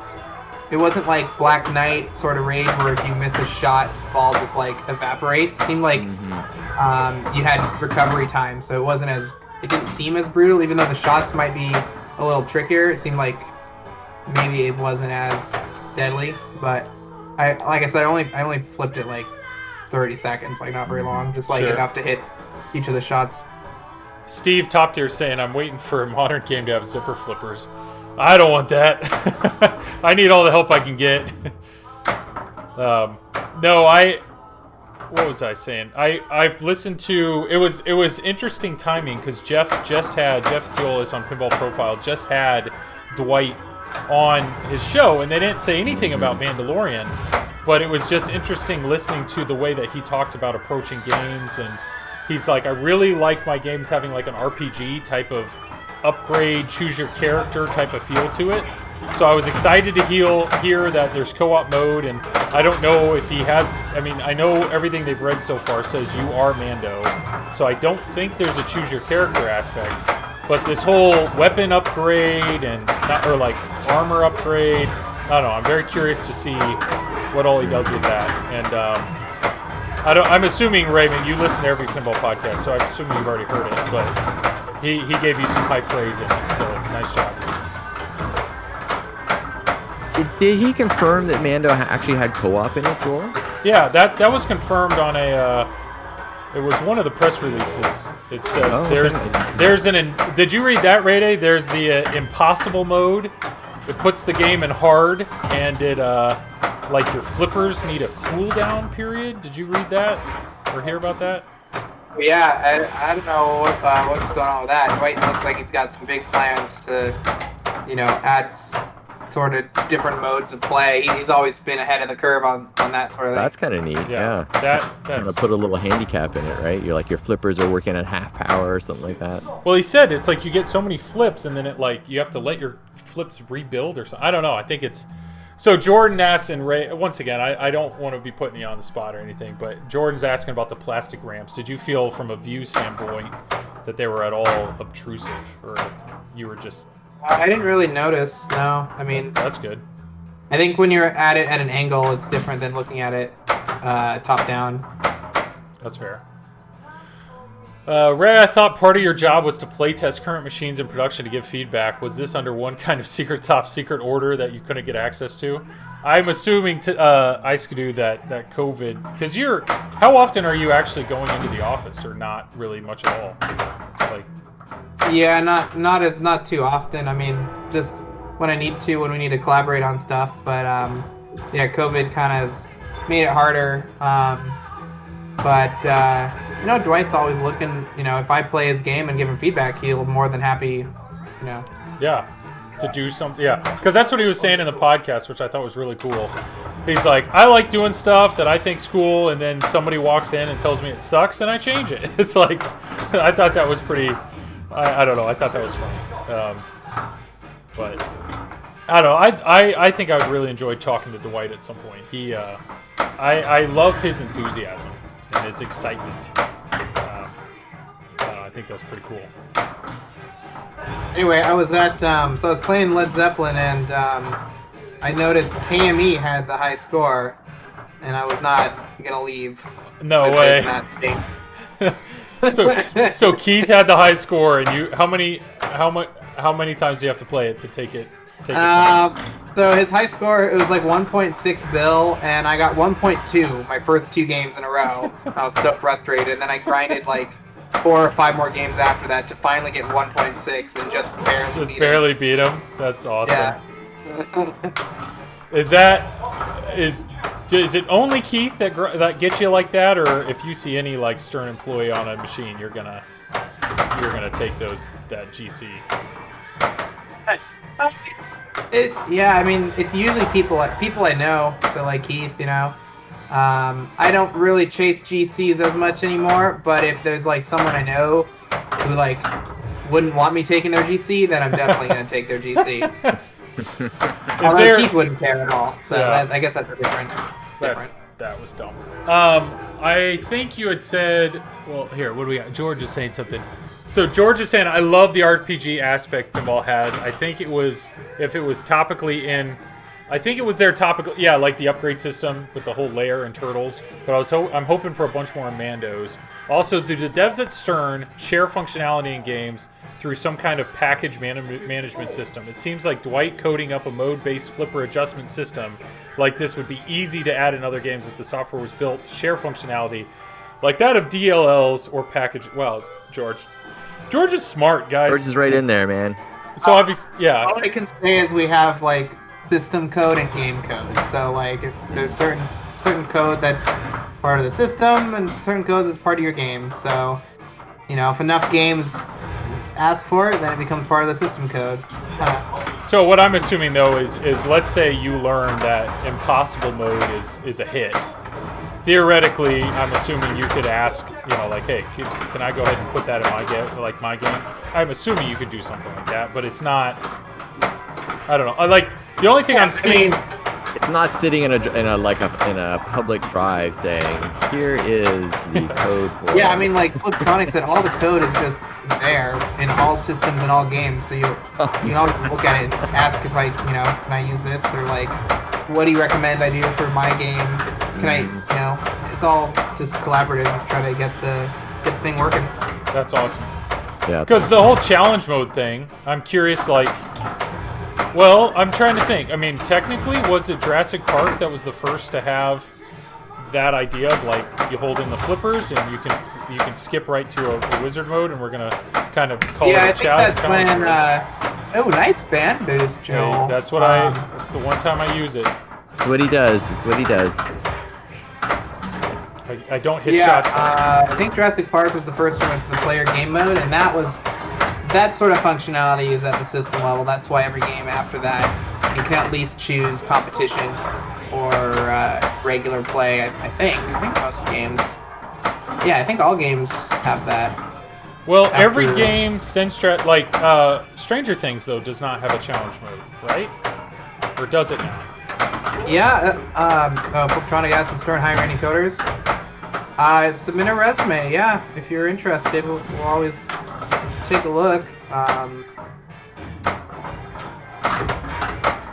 Joel's a whiz on that. Joel's a whiz on that.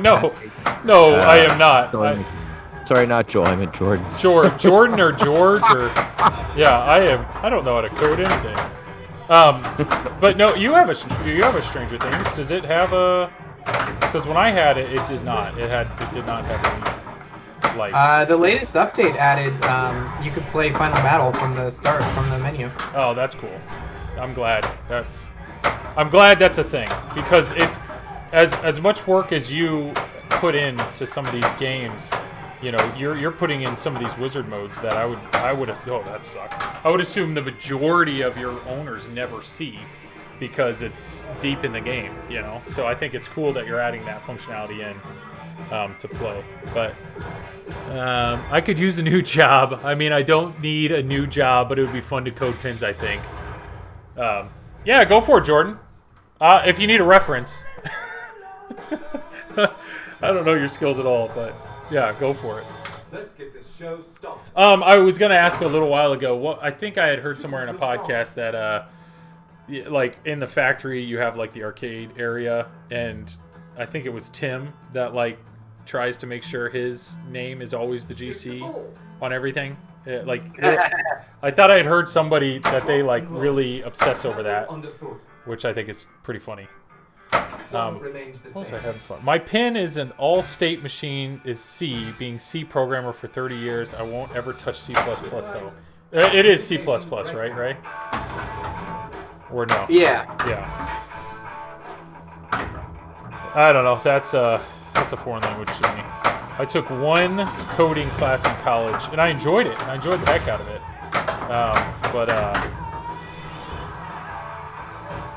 Can you just stay in? Thank you. But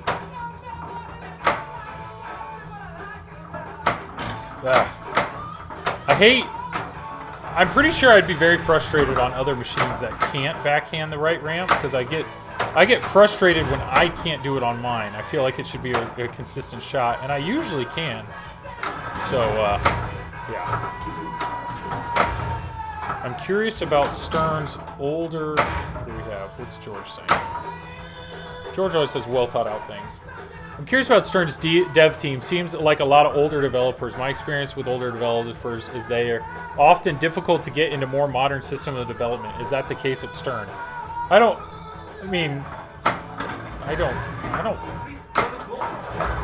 Nice backhand there.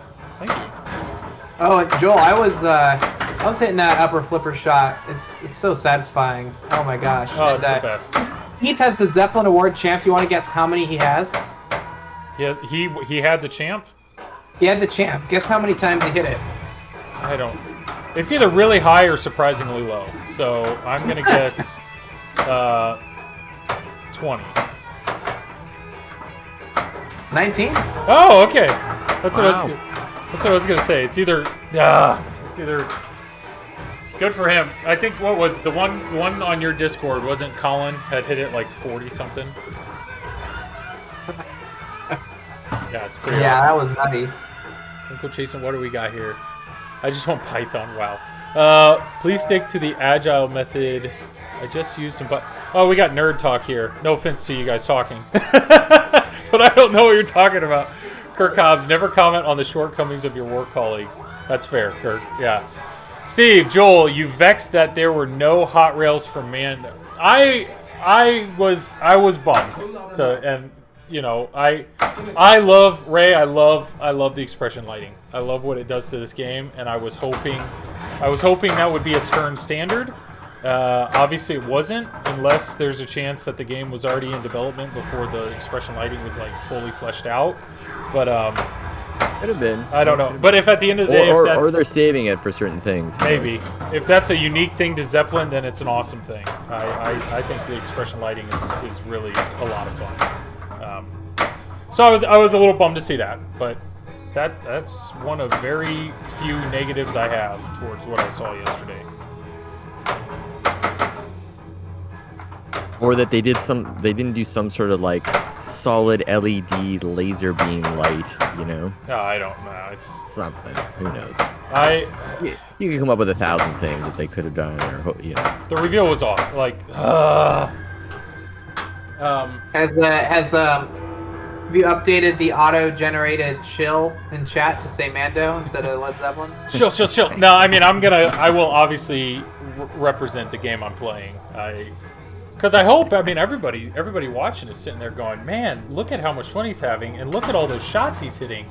I could be as good as him. That's what everybody's thinking. It is. I enjoy this game.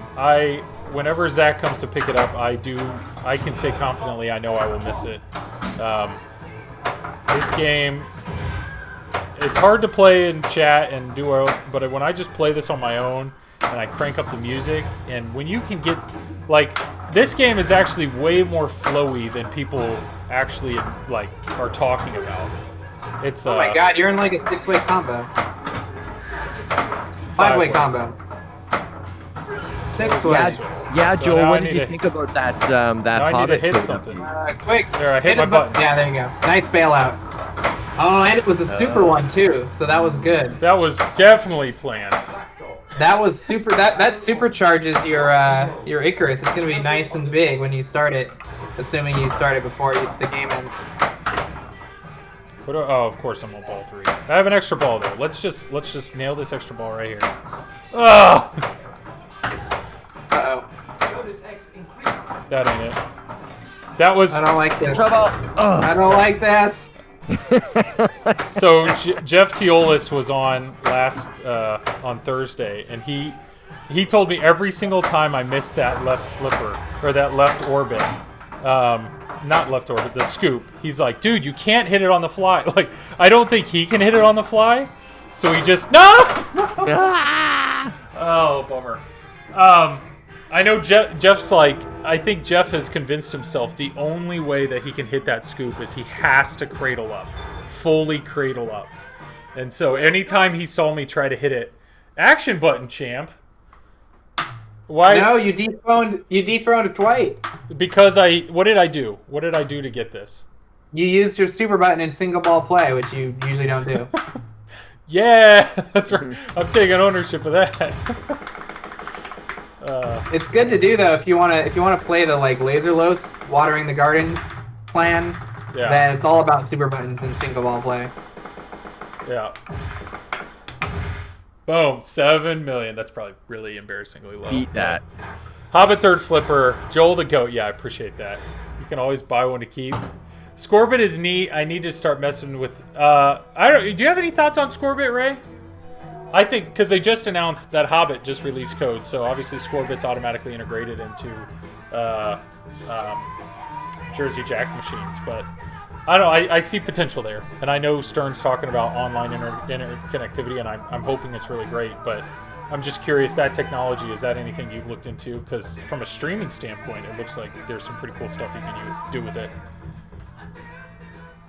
I don't know. I just have the direct capture and stuff. I don't really play against other people, like, because isn't there like there's other apps you can like submit your scores to and stuff? There can. I don't really know much about it. I don't know a ton, but I do know some of the functionality they're talking about doing seems pretty cool. But it's what I'm geeking out about is the streaming aspect of it, because you could integrate moments in your game to change or mess with stuff in OBS, which could be really cool. But I am asking myself what the appeal is for just a standard home, player like Craig. Would there be any use for Craig having one? I don't know that answer. But Share my incredibly high scores with the world. that's true. Yeah. We'd be like, why does Little Flipper have your GC? That's right. Yeah.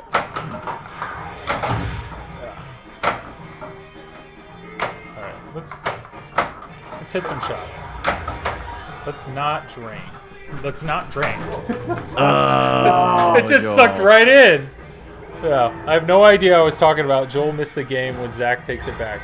Oh, that's what you're talking about. Yes, I mean, so I have borrowed a Stranger Things, and when it was gone, I missed it. That was a great game. Then I borrowed an Avengers. When it was gone, my brain was able to relax, but I missed it. I mean, I miss streaming Avengers because of there are so many cool ways to attack it. and I like that challenge of like, what do I want to focus on now, kind of thing. But this game is just a fun game to just play, and I mean it. Oh boy. I definitely have moments like that where it's like, if I was just a better pinball player, I could really blow this game up. But the moments that I've had where things are really going nuts, and Ray's been a part of a bunch of them, I bet this game in the hands of a solid player, they are thoroughly loving it. Stu, thanks for being here, man. Have a great night. I don't know. I mean, Ray, a lot of the high-end players are geeking out on this game, and I think a big part of it is your code, because you've built in some really cool features, for building stuff up, and I'm just so curious to see this thing. Holy cow, we're just going to be done with that game. 3 million, 3 balls. That was just awful. Yeah. We're just going to ignore that. We're going to move forward. Hey, Ray, what do you think of this shirt? I just bought it. I like it. I like it. I gotta rep this. We're gonna ask what it stands for. Yeah, so it's, if you see it right there, RATcreative.com. I randomly saw it on a Facebook post and bought it within about 3 minutes of seeing it. I was like, that's fantastic. RATcreative.com. Awesome. Don't know the person. No. So far from sponsorship, I just bought it and thought it was neat. Welcome to Zeppelin. I know it's not Banjo-Kazooie though, right? So I don't know. Enjoy watching the back of your eyelids. I see what you did. All right, Raymond, I need to get 1 billion points, and besides not draining, do you have any suggestions? Like a song or something to try to stack, or just focus on combos, or what? What would be my best way to get there? Or all of the above? I mean, billion's a big goal. Yeah, I mean, just always be focused on what your next multi-ball is, because when you're in multi-ball, you're safe. So if that means completing whatever tour you're on, or lighting your locks with the rock targets, or going for mothership multi-ball, also making sure to change songs so that you get the attaballs during your multi-balls. Okay. And then, hitting song shots. So really, you want to be a multi-ball. Multi-ball, and also, like, welcome to Zeppelin Pinball. When Icarus is lit, like, you start having to, you have to be really careful, or you need to, like, plan for it, so you, like, wait for a section of the song where all the shots are lit, and then start your Icarus. Let's get that ball save. Thank you, Ray. I love that you are kind with the ball save timer in this game. All right, multi-ball time. So that was probably too fast, because I have nothing. I have no combo. I have nothing built up. And you don't have a tour running. Oh, you want to be? You're saying? Oh, I see. I see. Yeah. I got eager. I thought, I can be a multi-ball. Let me go ahead and do that. Yeah, this was fun. I'd probably focus on song shots. Try to get your your song values up high.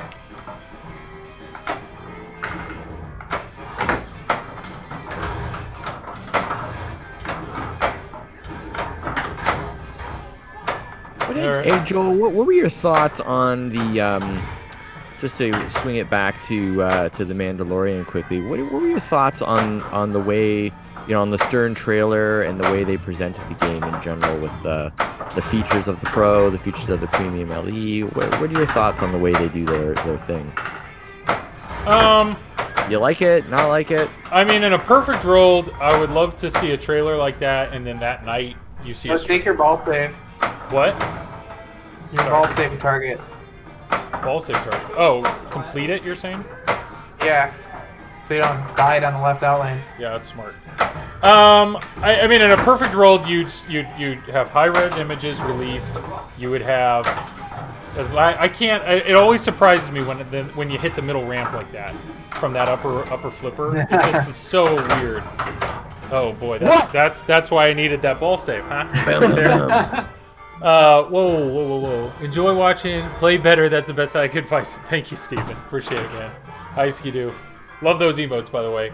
But Ray, No, what I was So what I was saying is, I think I like the videos. I like the videos. I think it shows a lot, but it feels more like a tease. But I'll take it. I'm not complaining. But yes, I would. I mean, for us to wait now 10 days until we have to stream it, like, think of how many. That's 2 This Week in Pinball podcasts that we're gonna have of Zach. That sucks. Of Zach talking about what we might see. So 10 days is a lot of days to speculate about code. Mm-hmm. And I think it's only one. what? Well, it's only this one. Sunday. Is it next? It's when it was 10 days from today, right? It's Wednesday. Oh, you're right. Yeah, it's less than 14. You dingus. Okay, 1. But it's I don't know. I know I'm eager, and it's day 2. We've got some time to go, so it'll build some hype. That's for sure. I think there's going to be a lot of people ready to watch that stream. But that's literally my only complaint with their reveal is probably I want more. I want to see I want to see Ray Day's beautiful face out there streaming it, and him blowing it up. That's what I want.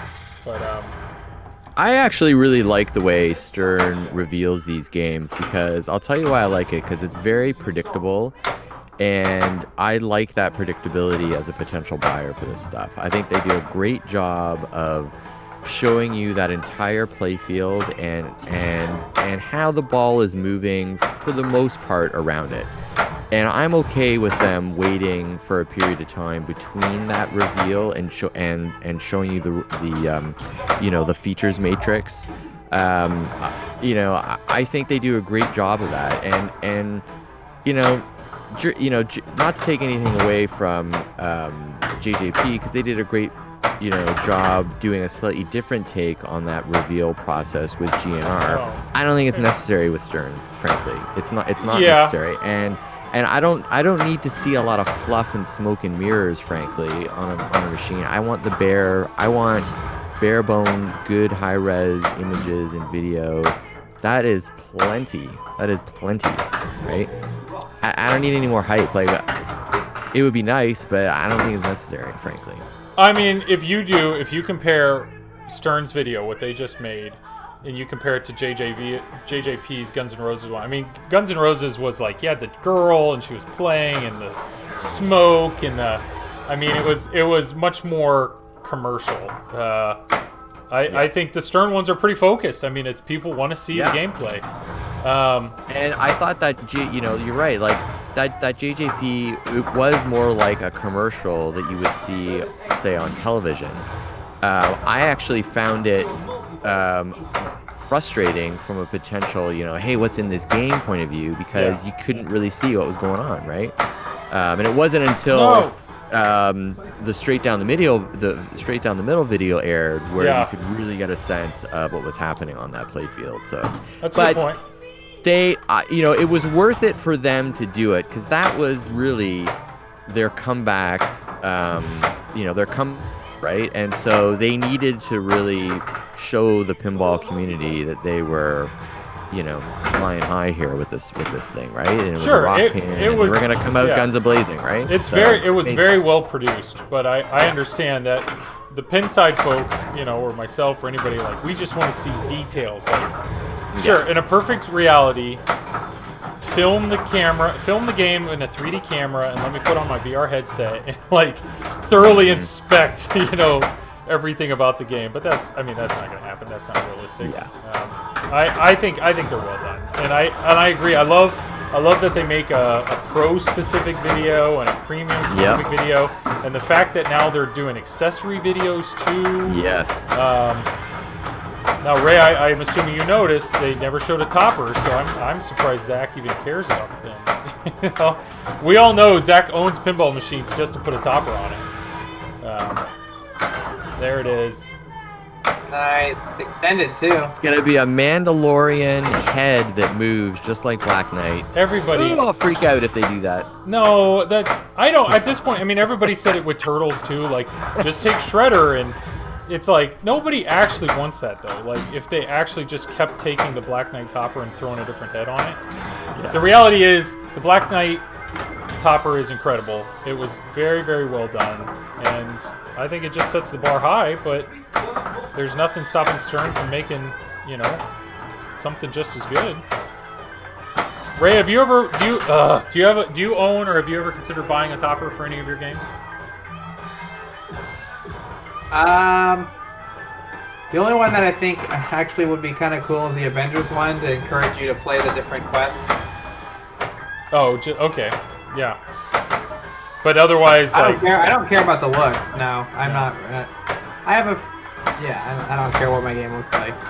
do you put any like, I'm assuming as a high-end competitive player, you probably don't want to put any mods on a game, just because then it's even more unlike what you'd actually play in a tournament, correct? Like, do you ever trade out the rubbers for anything other than standard rubber? Do you ever do any of that? No. You keep it as stock as possible.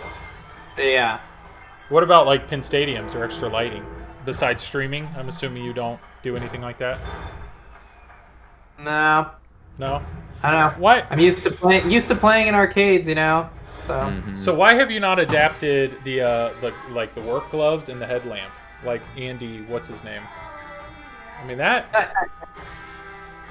you know, there may be something there, Ray. I mean, I understand you're number one in the world, but if you want to go, if you want to push yourself to the next level, the headlamp may be what's keeping you where you're at, which is number one. So yeah.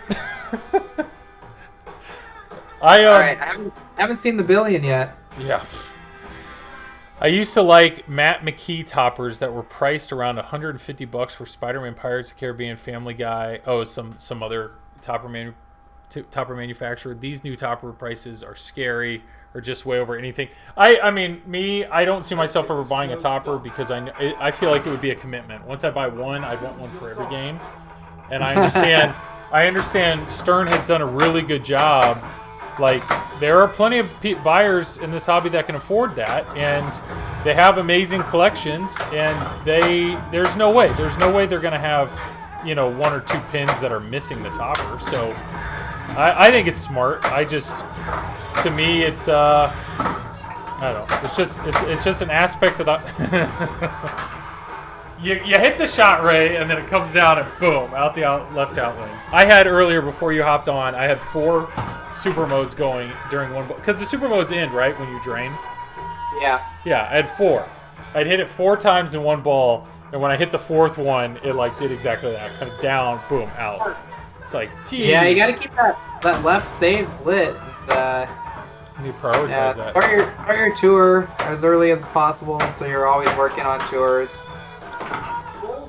Have you got to World Tour yet? I have not. But I like also have not. World Tour though. I have also not prioritized that. I've gotten to. I should. Bill from Memphis. How long do super modes run? Is it a time thing, or is it just a number of hits thing? Until you get 10 million. Well, it's a points thing. Well, it's a number of shots thing. So, like, the spinner, I think, is 100 spins at 100k a spin. So I think that adds up to 10 million points. But if you have Icarus running, it could be more than 10 million points. So it's 100 spins. The bumpers, I think, is 40 pop bumpers at 250k or something. Whatever makes 250k turn into 10 million. And then slings, I think, is 100 at 100k, and ramps is just 10 ramps that have song shots on them. The ramps is the coolest one. I don't know why. There's just something about seeing that ramp flash red, and you know, if I hit this ramp right now, it's gonna be cool. Yeah. But that's the 4th one, right? Like, it always starts with. So maybe that's a question. If I hit it right now, if this was the first time that I hit the shot in the game, it'll be super spin, right? By default, it's always super. But spinner, pops, slings, and then ramps. But if I hit spinner and I have it started and I drain, and then the beginning of the next ball I hit the shot, is it back to spinner, or are we? Yeah, it'll be pops. Yeah, okay. It keeps going. And actually, if you beat the mode, like if you get all 100 spins, and it goes away, the next time you start Super Spinner, it'll actually be worth more. So it'll be worth 200k a spin. So. So when you have Colin, who's hit it 40-something times, that means he could have potentially completed each one 10 times. So potentially, yeah. Which would mean, you know, you can get Spinner up to like 1 million a spin. It'd be pretty sweet. I hate when you see the ball going down the middle from so far up, because you're like, I've got all the time in the world. I should save this ball, and then you don't. You feel like such an idiot. While when it's these shorter, like a TNA, if you brick and you just boom, it's like, well, I had no chance. Like you feel better about yourself. Yeah. It's like that with Avengers too. When they come out of the top pops there after you launch the ball and you don't go all the way around the top ramp and it comes down, it's like you can see that thing coming from a mile away and you're like, do not keep coming. Don't mess this up, and then you mess it up. Yeah. Oh, it's brutal. I don't know. I'm trying. I relate with you, Bobby, but I don't think Ray knows what we're talking about.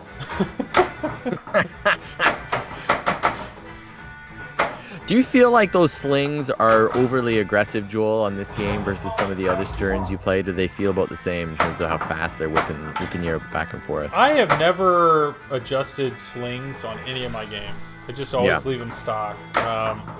Just because I'm assuming if you turn them down, you're making the game easier. And I probably should. Like, I actually thought about this the other day. Maybe I should set this to 5-ball. Just because there's a lot of this game that I haven't seen. Yeah.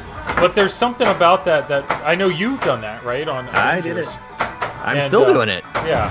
And I've thought about turning it back now because I am getting much better. Like tonight, I started a game of the Avenger and I said, well, I can probably get. I had a free half hour, and I said, well, I can probably get 3 or 4 games in. Well, my first game lasted a half hour, so I'm getting. You know, now I'm playing on 5 balls, but I'm getting much better now. Good. So I thought about it, but it just still feels weird. I mean, you get 5-ball games on here if you get your if you get 2 tours, then light's an extra ball, and if you get 5 records, that's an extra ball. So if you really focus on those things first, getting 2 tours and getting enough records for an extra ball. I've definitely had a 5 or 6 ball game, but. I was just starting to feel with my Avengers after playing it for 2 to 3 months that I was not seeing enough, like Ray was saying, I was not seeing enough of this game and I was getting too frustrated with it. Yeah, 5-ball will definitely help with the frustration thing because you feel it takes away that pressure on ball 3. Yes. Where now it's ball 3 and you still have 2 balls left, so you just feel like way more relaxed. Yep, that's exactly right. Or if your first ball sucks, you're not, resetting it instantly, right? Like, so now, like, I would have a hell of a time getting off ball 1, believe it or not, for weeks, because I was like, well, if I drain within the first, 30 seconds to a minute, it's gonna be a shit game, and I would just keep resetting. I'd be resetting for 20 friggin' minutes before I could get, a decent game going. So if I was, and basically. My sort of starting point is if I'm not getting through a gem battle on ball 1, I'm starting over.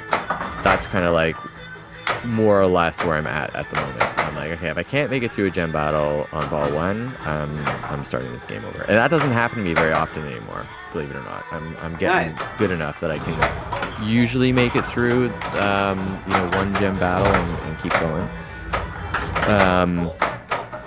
So, and today I made it through, my half-hour game. Although I didn't win them all, I completed all 5 battles, and I was on my, ball 5, and I was like, okay, I think I may start my battle Thanos theme. Do I have to go through the Thanos attacks mode first on that, Ray? When you fight, when you go through all 6 gems, even though you don't have them all. Do you go to the final wizard mode at that point, or does it take you through Thanos attacks first? I think you can technically skip that if you never get the skull gem. Yeah, because I didn't have it. Oh wow! So you basically need. Battle Royale, and I think you just have to have played all the quests.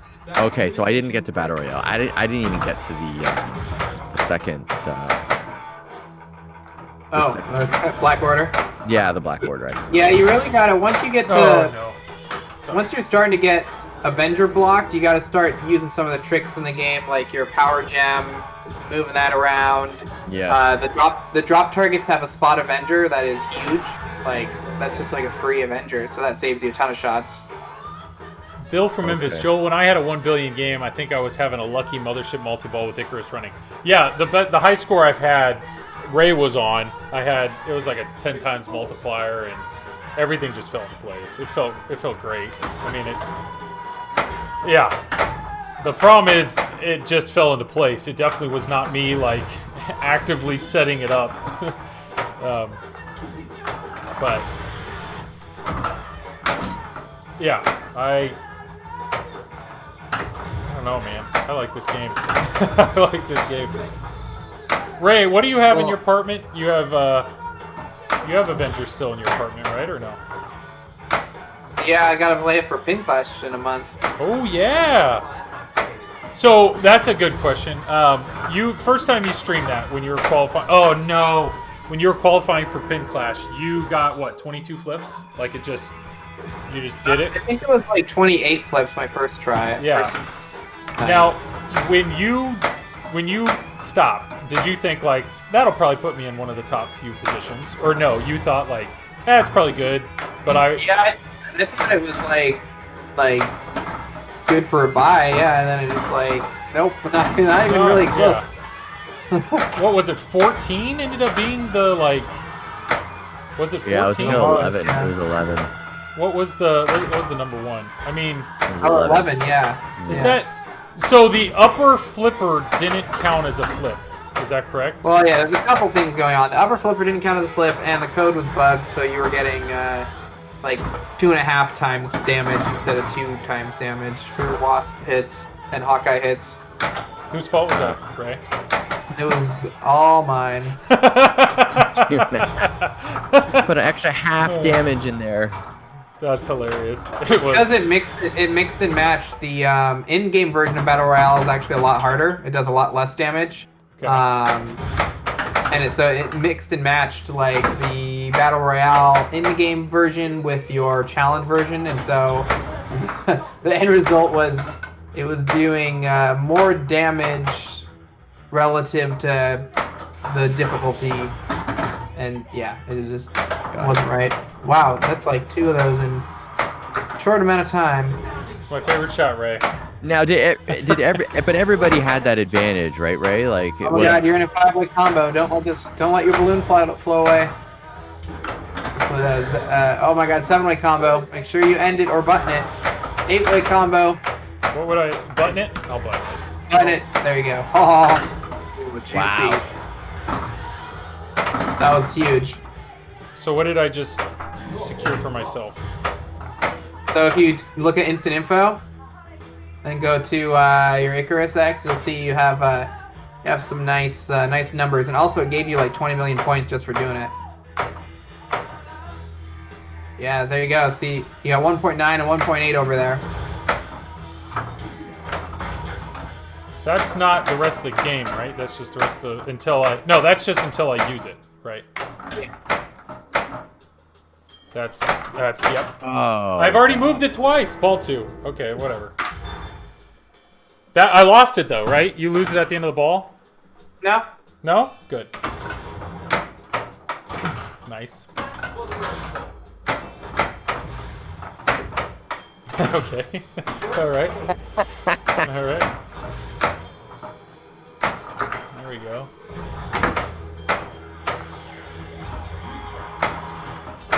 What do I want to do? I would like to get into a multi-ball. The ball does fly around on this game, doesn't it? Really this game's cooks. quick. Okay, I can't get that going. So I can't get the multi-ball with the left shot. I can't do that right now because you gotta hit the have to get C and rock. rock. Yeah. And of course, the tour mode that I took is not. That was probably aggressive. Oh, wow. I just looked at the camera. I'm not moving the pin that much. That's the rack. Let's move this back into frame. Didn't realize I was halfway out. No. Well, I've decided. Oh, let's see if Joel can do this here. No, I want to hit the... No! Ah, That stupid left scoop. I struggle, man. Wind Raider, what up? How we doing? Merc Dirty, love it. That's great. Going back to talking about game difficulty, what do you think about messing with the pitch? Well done. I mostly... Whoa, thank you for the follow. Perfect timing. There we go. A-D... Adaman? How do we say this? Any idea? It's A-D-A... A-Day... A-M-N. How would anybody say that? A-Day... A-M-N. Aw, dang. Oh, nice. That's awesome. I like that. That's actually a pretty great name. 8-way combo. Best combo I've ever had, for sure. What's yours, Ray? What's your combo? Maybe like an 11-way. Okay, all right. Are we still chatting about Mando? We can. Difficulty, I usually just go 6.5. Do you have a recommendation on this game, Ray? Or you just... Do you go by bubble, or do you get your level out, or how do you set your pitch? I just like put the legs mostly up. You don't look... You just... That's awesome. Yeah. That's awesome. I like playing Zepp just to flap around. It's a fun game, man. I have a Jurassic Park Pro that I set really steep to replicate the bars I played at, but shots seem to not follow through. I mean, I definitely think, like, Deadpool, the Schnick shot, I feel like that's a shot that there may be... I would assume there are situations where if you go too high or too low, there will be shots that just won't happen anymore. Yeah.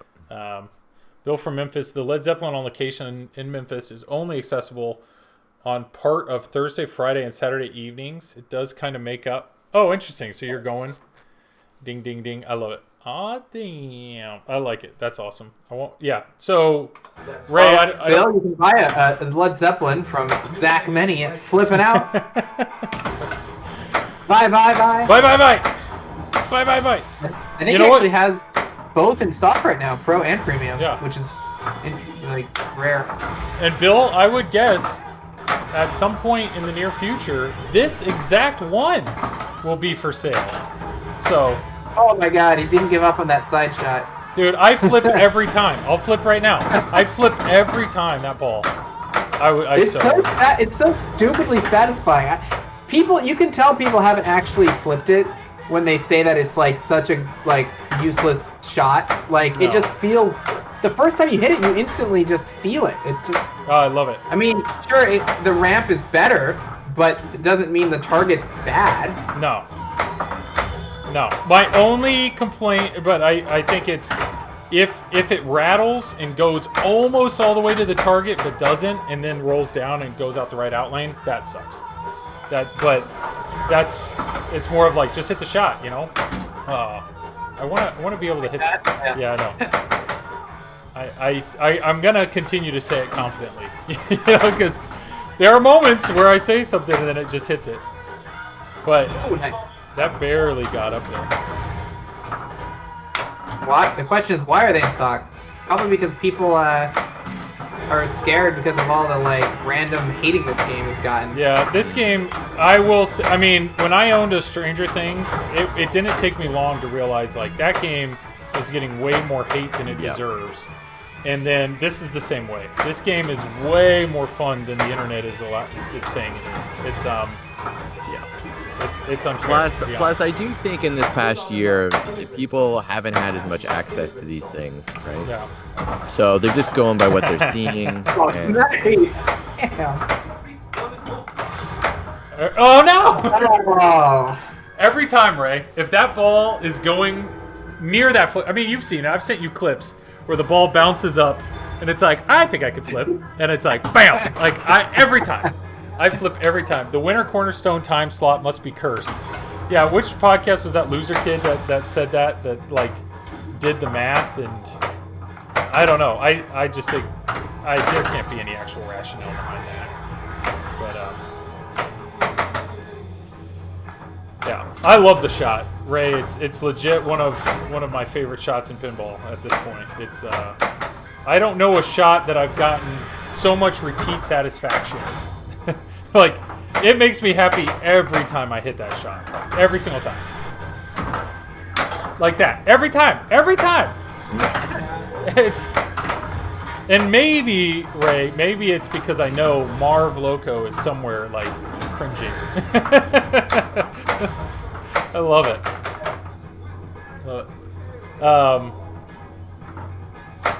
Yeah, I don't know. My Ray, favorite shot, I've decided my favorite shot on the Avengers is when you rip it through Captain America around the left orbit, and it comes screaming down, and you slam it with your left flipper, and it goes right up right around the Captain Marvel loop, and then back down to your right flipper, and it happens literally in like 2 seconds.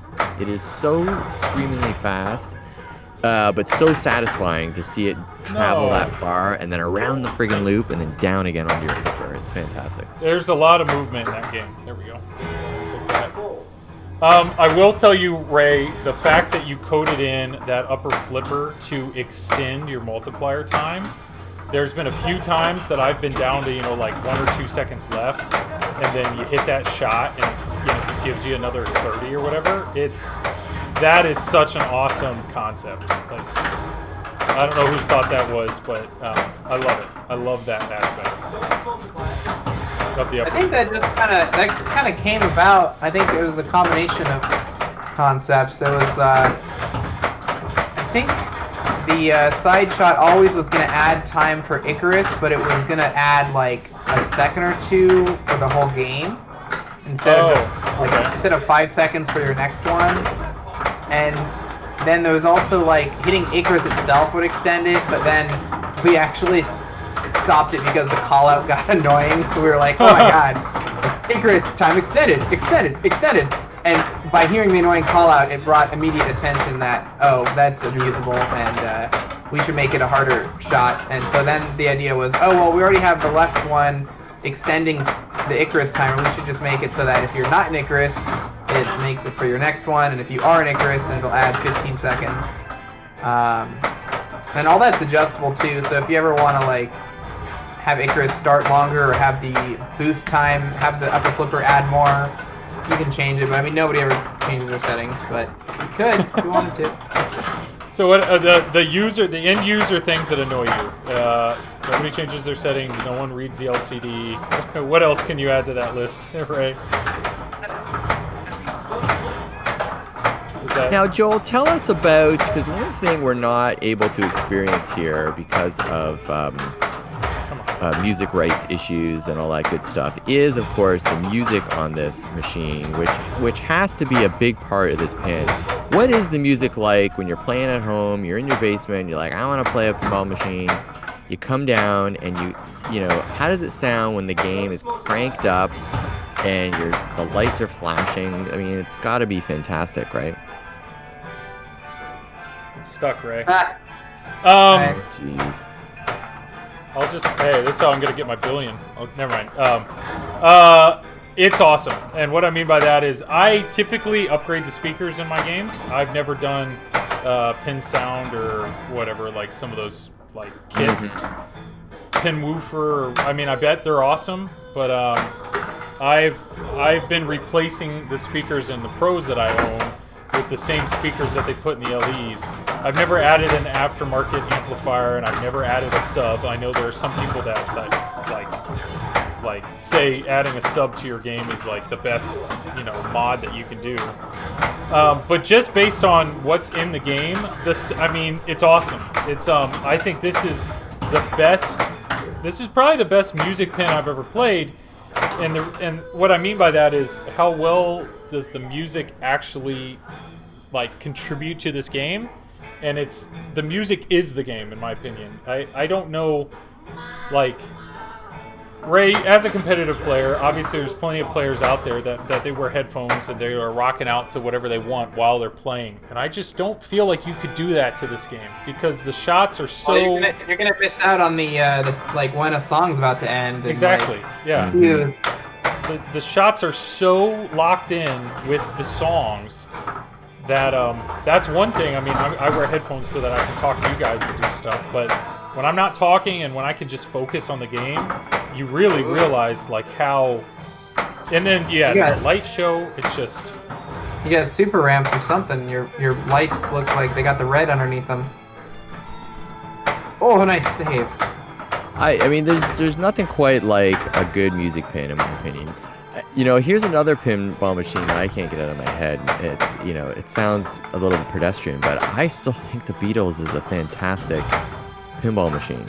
I just love the feel and look of that machine. It's so jamming too. It's like when it starts doing the Taxman intro after like a mode's over, and it's like do. Yeah. It is bopping. It's pretty fun. It's a pretty fun game. Like when I was at the distributors, you know, shopping around for these things, man, I had fun playing that stupid game. I can't tell you. I was like, oh, I really like this Beatles machine, you know, and I think it's so underrated. It's too bad the price point had to be what it had to be, because I think they would have sold a ton more of those machines. I do have to take it back. I said this is the funnest music pin I've ever played. I would have to say it's number 2, and that's behind TNA. That's nothing against Array, but I freaking love TNA. The music in TNA is like, it's my jam. Point. It's not a music pin according to George. No? Apparently was able to get sick of the music somehow, which I didn't think was possible. Oh, I freaking love it. Merc Dirty. I used to hate Stranger Things, but then my friend got an LE, and I got to play it more often, and I started... Stranger Things is underrated. It's so great, in my opinion. I really enjoy Stranger Things. The references are amazing. I feel like the theme was done well. Oh, I see, yeah. Cash Money Costa, Dan Costa, how you doing? So you getting a Mando, Joel? I would love a Mando. I'm not buying one, though. But I'm curious. I think there might be a situation where... Oh, are you kidding me? Ray Day Grace. Yes. Yes. It would be awesome if I can borrow one and stream the heck out of it. Because, yeah, I'm definitely looking forward to it. What would be a grail pin for you, Joel, next, you know, for your... in your collection? Is there something you got in the back of your head where you're like, ooh, if they release this one, I'd really go mental? I mean, so Turtles was my grail pin. So okay. I feel like I can check that box. With that said, though, now, I don't know. I was trying to think of like a band that I would like. I really enjoy the band Muse, M-U-S-E, Muse. Like, yeah, I think, that'd be great. And their light show and everything is so extreme. Like, I think that would be a really fun game. But there's like video games. Like, I'm a big fan of like Legends of Zelda and Mario and everything like that. I would love to see some sort of video game type theme. But movies, Mad Max would be sick, or like Mad Max would be great, Blade Runner. Right. Blade Runner's definitely a sci-fi. Come on. Mad Max would be great. And you know, the most recent Mad Max would be great too for the music, because there was some great music in that. Great and visual, yeah. Grail pin, Harry Potter, #1 for all 8 movies. Kirk Hobbs, you're right. My wife did say that. She said if they ever made a Harry Potter pin, she would give me like, that would be a pin that she could get behind on, like, let's buy that for the family kind of thing. So, Hobbit Third Flipper, hopefully since they did Mando, maybe the new Lord of the Rings show coming out. I don't... Yeah. Well, I mean, it's clear they have a good rapport with Disney, right? Because they're killing it with Marvel, they're killing it with Star Wars. What else have they done? I mean, if they keep that going, but I have no idea. I have no idea what's coming, but I have nothing but respect for Stern. Stern's they produce their games, they're consistently good, and they have great themes. I mean, communication breakdown. Yeah, and they have Ray Day. I mean, come on. Yeah, I mean, they can get the games made. Plus, they make so many of them that they can basically turn over all of the major IPs out there. So. You know, if there's an IP out there, I'm sure they've had conversations, and so I would love to see a Rush music pin personally because I'm a huge Rush fan. So if they could do something like this with Rush, it would be. Oh. It would be. I would probably lose my marbles. They're on it. rumoring that Yeah. I saw that Borg and they said Borg and who was it on? Oh, Lyman. They said are rumors for Rush. So I don't know. I know Tom Fox Cities Pinball said the same thing. Like Rush is that would be his grail.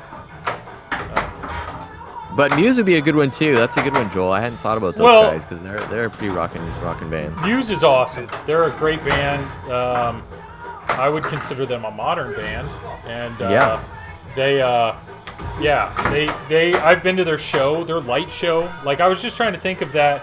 Like Guns N' Roses did such a good job with pulling in all those, live assets and stuff that it's like, okay, what would be a current band that has, really good, like just puts on an amazing show that would translate well into a pin? And Muse was actually one of the first bands I thought of.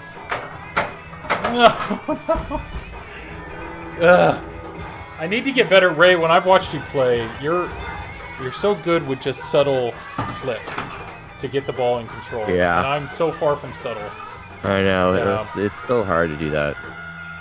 Hopefully, Steve Top Tier, you're right. Hopefully, Stern uses a Lord of the Rings vault. Everybody wants a Lord of the Rings vault. Ray Day, put in a word, please. Ray, I don't know if anybody at Stern knows this or not, but there are people that are interested in a Lord of the Rings vault. I don't know if that's new information to you.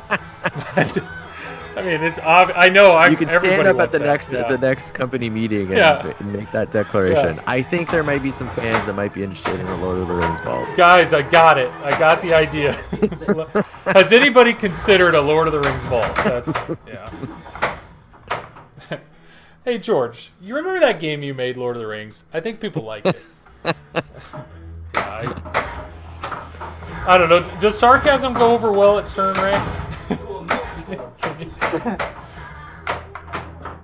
I'm sure they've heard it all. That's awesome. That's just If you could just remove those kind of drains from your play, I feel like pathetic. Yeah. level up. I just need to get more control. And believe it or not, this game, because the combo aspect in the songs, it's hard for me to play controlled because I want. It is actually. I found myself flipping a lot on this game too. Yeah. I'm always like frantic, like way more than other games. Jordan, why is that? Do you think it's because is it faster? Do you think than a lot of other games? Well, it's because the songs just keep moving and don't stop for anything. So like you want to try to hit as many song shots as you can, and like and also your combos are always on a timer, so you want to like keep the combos going. It's just kind of like you always going. Yeah, it jacks you up. There's always so much to do, and I've watched your streams, Ray, and your videos, and like you play way more controlled than I play. Like watching you play shows me, there actually is more time to breathe here. Just flipping away trying to hit a song shot, missing it, I'm wasting more time than getting in control and then hitting the shot. So Ray, do you like the pro on this, or do you like obviously Joel's playing the pro here? What do you like? Do you like that center spinner on the premium? I think it's fun for when like you have a super spinner, or like if you want to get a safety multi-ball going. It depends on like when it pops up. Sometimes you're like, no, I don't want it right now. But it's pretty cool. Like that spinner sound it makes, it's like pretty unheard of. Like it's pretty The spinner's sweet. great. Yeah. Steve, another great vault idea. Somebody said Tron. Tron's another great vault for sure. Goran, good seeing you, buddy. I think you've noticed this picture in the background. We got the beautiful, beautiful, beautiful Mr. Game Time Television right here. And Leslie. Look at No that. offense to Leslie, but Raw Dog, man. Woo. Yeah. How did you get that? Where'd you get that? Did They send that to sent you? it to me. So the That story behind is this hysterical. is his stepmom sent them this as a gift, and he hated it. Apparently, he doesn't like the picture, and I don't know what prompted it. I don't remember, but it was something on stream. He's like, "Dude, I'll send it to you," and he wrote, "Kiss, kiss, kiss, Raw Dog," and then Leslie wrote, Hope this pulls the room together, Rucko. So they shipped it to me. It is very funny. It's it makes me happy. It makes me happy. God, I didn't even notice that. At first, I thought it was you in the background there, No. Joel. Like I just saw the That's beard. what prompted it. Was he made a comment? He goes, "I'm looking at my beard, and it just doesn't hold up to yours." And the reason he was looking at it was this picture. And then he's like, "I need to get rid of this picture." I was like, "I'll take it," and he shipped it to me. You miss getting murdered by ghosts tonight? I'm assuming this is what you're talking about. Bill from Memphis. Do you feel this pin magnifies the differences in players' abilities? Yes. You might even say it multiplies it. Yeah. Well, exactly. You take somebody like Colin, or you have some of these other people, Zach or Laserlos, that are just. I mean, I was stoked I got an 8-way combo. I mean, these guys, what they're doing with the multipliers. My max multiplier is that is one of these, right, Ray? There's a max multiplier here. It's like 12. It's not 12. 12.6. Right, but it's not just that. I mean, at every level, I think it multiplies abilities. If you have someone who plays pinball casually, they're gonna struggle to get like 10 million on this. But if you're somebody that like knows how to do some controlled shots, knows how to get a multi-ball, like knows basic pinball things, like 40, 50 million is like, not that hard. But casuals, like, you basically have to luck into everything, and Steve Ritchie shots you don't really luck into very often. Like, you have to deliberately, like, I'm going to hit this ramp, I'm going to hit this thing. But then it goes even further with the next tier, like you were saying, that take advantage of well-timed shots and well-timed supers and, like, wow, that actually counted, too. Yeah. Nice. It's a well-timed shot is what it was. That was. That's hard to do off the plunge, because there's that delay time where it won't count. No, first off, thank you, Jordan, for banning that. Random side question. Ray, do you have a VR headset? Have you done anything with VR? No. Oh, Jordan's on the ball there. Goran said it looks like Carl D'Angelo, Scott Emoto, and I played Phasmophobia in VR. That must have been insane. It's a lot of fun. I have a VR headset. I know good old Craig Bobby here has one too. I just started playing the new Star Wars pin to check it out. Before Mando was released, I thought, well, shit, I'm gonna get my Star Wars groove on here. Ray, did you just see that? Yeah. Did you catch that? Ray? I missed it. It literally, I've done that so many times. You hit the left orbit, it's coming around with speed, you nail that Herman shot, and it bounces, and it hits something over here, and then bounces power out lane left. It's like, so that Herman, that ball save is only on the right lane, right? Yeah. Yeah, because it literally like goes, ba-boom. It's like, no, it sucks. I mean, I get it. It is what it is. But it's funny how quickly it's like, boom, hit the shot. Yeah, like, I mean, you're kind of gambling if you're taking that shot without having a ball save on your left out lane. Without having. I'm taking it every time, Ray. I will never not take that shot. Never not take the shot. I don't know. Do you think, from a tournament standpoint, because what was it, Marv kind of made that comment that he said, tournament-wise, a lot of people are actually kind of avoiding it because it puts the ball in danger. I think on ball 1 and 2, you should be hitting it because it can set up for some huge ball 3, even if it drains you one of the balls. But you should also make sure you have your left out lane ball save lit before you really start taking too many shots at it, probably. Thanks for reminding me. That's that left shot right there, Joel, with the blinking green. Ball save is these two stand-up targets right here. Oh, There's two stand-up targets right there, and that's, you have to hit both, and it lights ball save on the left out lane. Ray, I need a ball save in just the trough area. So if it detects any ball, just shoot again. I need the shoot again. I need the shoot again save. Give me that setting. Invincibility mode or something. The opposite of Dwight's impossible mode. It'll be impossible to drain mode. Yeah. Come on. I hate that left. I really enjoy hitting the center shot from the left flipper here. Yeah. Like being able to do that consistently is a lot of fun. And so the moment you miss it, that makes me mad. I enjoy the backhands in this game a lot. Come on. Maybe it's because this game, like, there are scoops, but the scoops are in a location that you rarely just fall into the scoop. So this ball rarely slows down. Like, rarely slows down. So yeah, the songs are moving, the combos are moving. It's rare. Yeah, it's rare to like stop and have a breath. Maybe it's the height. That's another thing I understand is very different between me and highly skilled players. The Icarus shot is in a location that I hit it accidentally all the time. So because of that, there's a lot of times I start an Icarus when I was not meaning to start it. Because I miss the center ramp by that much. Yeah. I can see that. It's like right beside it. Yeah. But that's on me. I mean, play better, right? Craig, did you have your bowl of cereal before you hopped on stream? I did. I had it a little earlier because I thought I'm not gonna have Randy, it. also a cereal before bed, boy. Yeah, I gotta have it.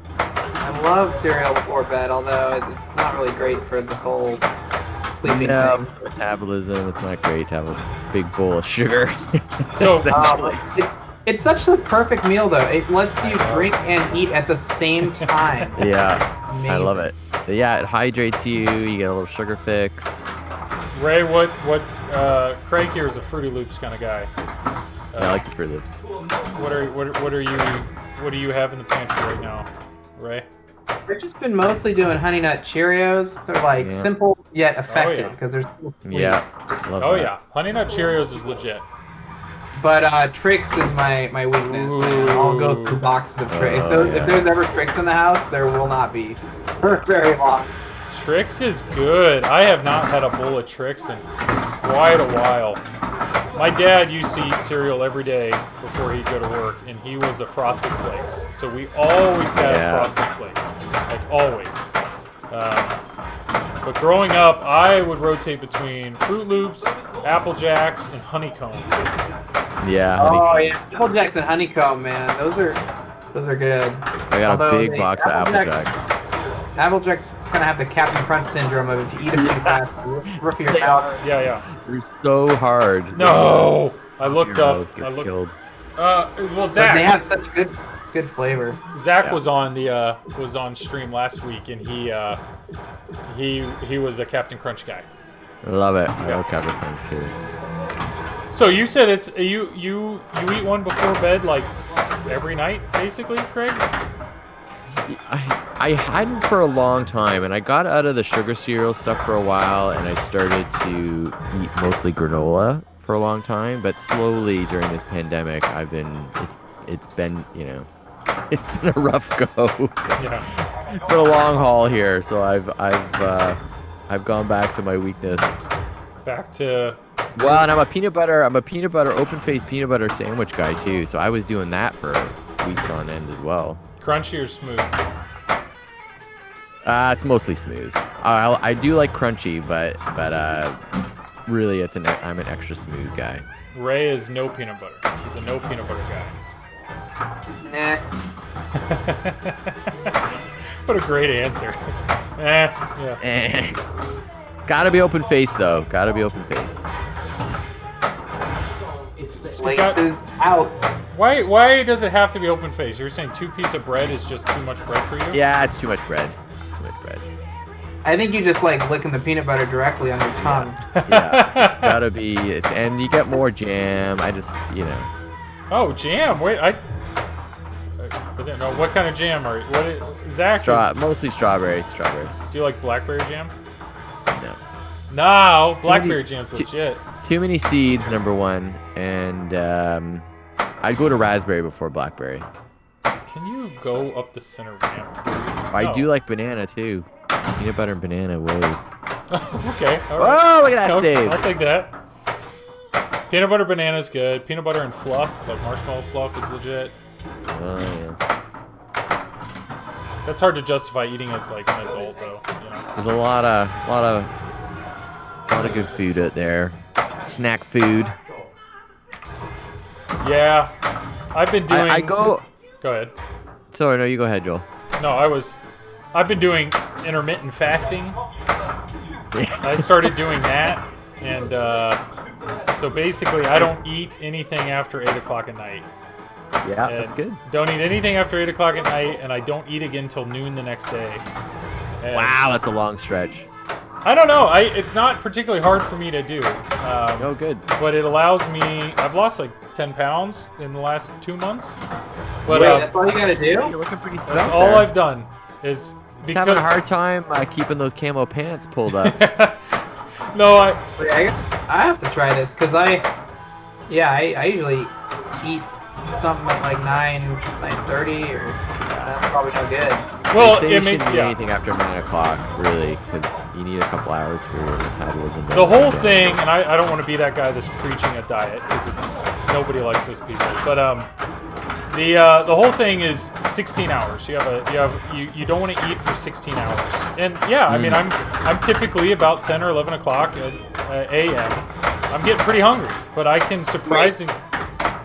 You don't want to eat. Say that again. So 16-hour window. So you eat for. So my eating window is from noon to 8 o'clock. So I have an 8-hour window that I eat. So I eat lunch and I eat dinner. I skip breakfast. So it really cuts out snacking for one thing. So you're not snacking late at night. Because like I would love to eat something right now on stream. Like normally I'd snack on something, you know. But so you're cutting out snacking, and then breakfast. You know that may be another, I don't know, 500 to 800 calories or even more that you're cutting out. So if I was like a construction worker, there's no way I could do it. You know, like you need energy. But I sit at my desk and I just offer sport, so I'm not like my. You could also use the trick where you just sleep in till noon and then you don't have to worry about it. Yeah, Yeah, exactly. that works. You could. I mean, It works less well on weekdays though. Yeah. I I don't. gotta have food when I first wake up or I lose it. I need that sort of energy hit. See, I just go straight for the Diet Coke. That's what I do. So that's the whole. Yeah, I'm with you. I live on Diet Coke. I live on Diet Coke, probably to an unhealthy amount of my Diet Coke to water comparison. But It's just I have to have the gives you caffeine. in the morning. 46 milligrams of caffeine, no sugar, nice, crisp, refreshing taste in the morning to get you going. Yeah, Diet Coke's legit. Oh my goodness. I feel like I had that When I multi-ball start- going for a while. I Yeah, started you got doing. multiplier too. Yeah, you're doing great there. Shooting the balls. You got 200 mil in ball one. I don't know if you know this. Oh, I know, Ray. Actually, I have not looked up. I have not looked up since for a while. It's hard to look up during multi-ball. I have not looked at chat. Oh, yeah, I don't know if sure. it. What do we have here? Yes. Oh, people are all talking about it. Oh God. I went higher, younger peanut butter and jelly tortilla. Legit. This nice. This machine is lasericious. Yeah. Steve, top tier. Yes, I've lost 46 pounds in 4 months. Yeah. Wow. A lot. I feel a lot slimmer since doing intermittent fasting. Don't eat 4 hours before sleep. I've been doing it for 2 weeks. Yeah, I mean, it's just a super... Deebs, how you doing, buddy? Jumped in late.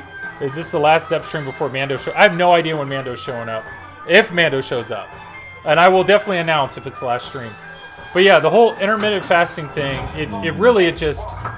what I like about it is it's just an easy rule. Like, 8 o'clock, I'm done. And then it's almost like a reward, you know, when lunch finally rolls around, when 12 rolls around, it's like, all right, time to eat.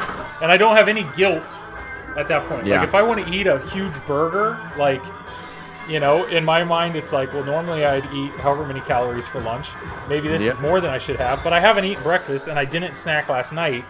So That's I what feel I like like. you end up ahead in that exchange. So like, yeah, if you only eat twice a day and each meal is like 1,500 or maybe like 1,200 maybe not 1,200. If each meal's like 1,000 calories, which is like maybe slightly bigger than what a meal should be, you're still only having 2,000 calories for the day. Yeah. Yep. Because that's what. So we have a McDonald's that's super close to our house, and I have little kids, and they have to eat breakfast. You know, little kids like to eat, and so my wife loves coffee. I love Diet Coke. So we had gotten into a really bad habit of every day I would swing by McDonald's, and I'd get like, you know, basically something for the kids, like sausage or something simple, or maybe a pancake. But I would always get a large Diet Coke, and I'd get my wife a large coffee. But I'd normally get a breakfast sandwich. I would always get a breakfast sandwich. Mm-hmm. And like you know, a sausage McMuffin with cheese is like 450 calories. So it's like just cutting that out of my day or every day. You know, roughly 500 calories. Just take that out. And then at the end of the night, I would usually snack on something. So let's say whatever I'm snacking on is another potentially 300 to 500 calories. Like that right there, cutting that out, that's 1,000 calories that I was consuming daily that I just cut out. So even if I treat the rest of my day totally normal, you know, it's less than I was doing before. And I don't really drink, so I mean, there's really no alcohol or like carbs there. So it makes sense. If you just cut out one drink, you know, it's a couple hundred calories easy. That's what happens, Ray. I have an amazing ball 1, and then 2 and 3 just. No. Plus, you're doing all your eating when you're most active too, and that's the big thing about snacking at night, right? It's like you're winding down. Yeah, well, I'm finding I'm eating you have no way to burn those calories. Yeah, I'm eating a lot less dessert. Because let's go Deebs. My big thing too, when I start to think about it is, really you should be eating more at each. In my mind, it's like, it's better to eat more at a specific meal that you're having, because chances are it's better calories and better food versus snacking. You know, it's better than chips. Yeah. It's better to have another portion of dinner than I'm doing so good at dinner. I'm gonna lay into the ice cream and the snacks and the cereals and the stuff at 9 o'clock because I didn't eat enough dinner. So I always try and think, okay, rather than, you know, if I'm gonna cut something out, let's try and cut out the snack, but I'm gonna eat more at dinner, so I'm not really hungry by 8 o'clock. I'm gonna go a little more than I think I should at dinner. Sometimes it doesn't work. But, I'm with you. That's what a habit I try to get into, is just have a little bit more, and then try and push through the snack time. Yeah. So the reality is, typically whatever you're going to snack on at the end of the night it's not going to be good for you. So yeah.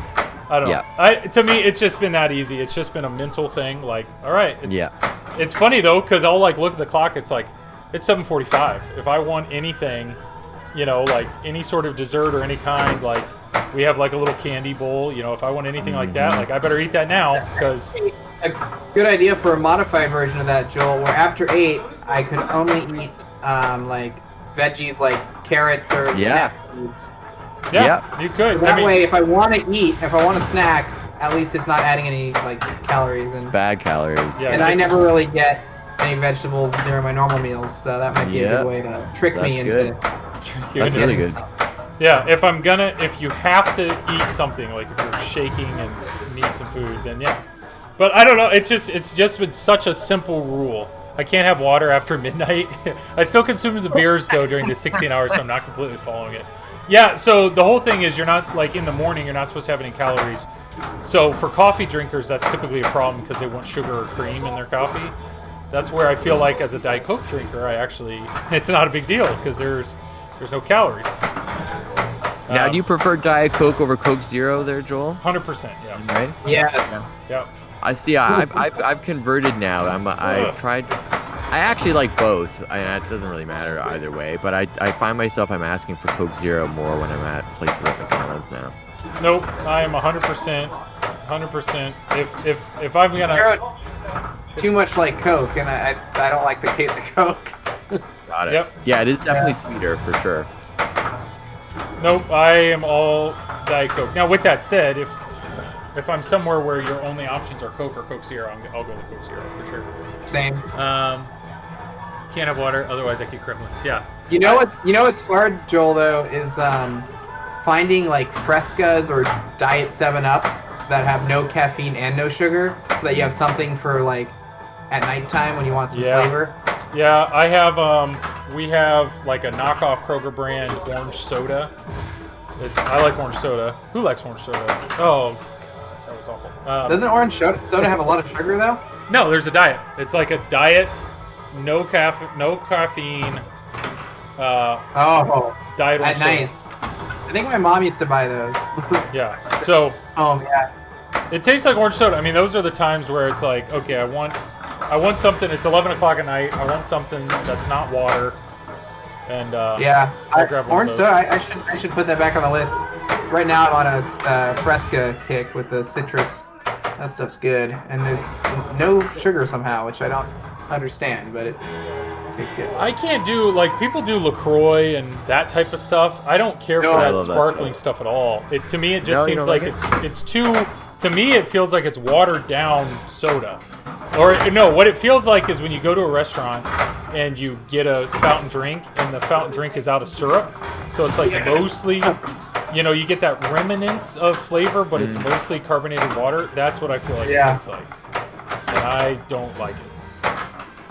Yeah, sparkling water. I actually do love sparkling water. Jordan's saying he lives on it. I agree. For dinner especially, I gotta have sparkling water. No. My wife's all about it, so she's all about that stuff. But no, I can't. But she also thinks like a Gatorade. She thinks a Gatorade tastes like too like syrupy. I don't know. I don't like Gatorade, Powerade. Gatorade fan. I find it just makes me incredibly thirsty. It makes me more thirsty. It's a thirst quencher, but I feel like it does make me more thirsty. Yeah. I typically only drink Gatorade or Powerade when I'm actually doing a physical activity. Yeah, which isn't very much these days. Yeah, well, okay, random side story. I actually played volleyball last night for the first time in well over a year. My wife and I play in a co-ed league, or have for years, and we love it. Well, I played volleyball in high school, and the high school boys team had an alumni match last night, and I was invited out to it, and I was like, okay, you had to be vaccinated to play, and I was like, you know what? I haven't touched a court in a year. How bad can it be? What I didn't think through was I graduated in 2006. That was 15 years ago. There were players that were 15 years old that I was playing against. That kind of blew my mind. That I was playing volleyball on that same high school court, and there were kids that weren't even alive yet that I was playing against. But Joel Top Gun over here. That's what Jordan said. Oh yeah, that's exactly how it was. Was it indoor beach? Was it a beach? No, it's indoor. It's in an indoor gymnasium. Yeah. Alright, you got. I don't know if you were aiming for Icarus there. I was not trying to hit Icarus actually. I was trying to go up to combo, but it looks like that's where we're at. So no. But you're in a good part of the song though. You're in the piano solo, so every shot will be lit. So just hit anything besides the Icarus target. Rattle the center shot a few times. And your Icarus time is on, and I didn't hit a single shot. And there it goes. That's what I'm saying. It falls apart. You shouldn't have said anything. When you break that ramp, man, you're in deep trouble. All right, I did not realize it's almost 1, so I'm gonna play one more game. Never mind, I got shoot again. Here it is. It's all coming together right here. Let's go with. Wait, that means it's almost midnight. Oh my God, it is. Yeah. Time flies when you're having fun, Ray. All right, this is your last song. Sorry, Ray, but you couldn't. You can't eat anything else. You had to eat 4 hours ago. Yeah. No. Come on. Let's.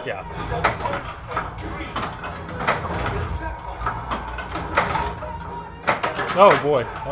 Yeah.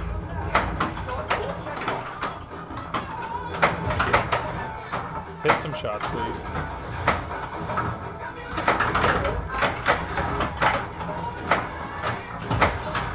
Got real quiet all of a sudden. There we go. Serious pinball time. I will tell you, I have yet to be to I haven't gone to the supermarket yet since the last time we spoke, Ray, and I think we talked about the gummies.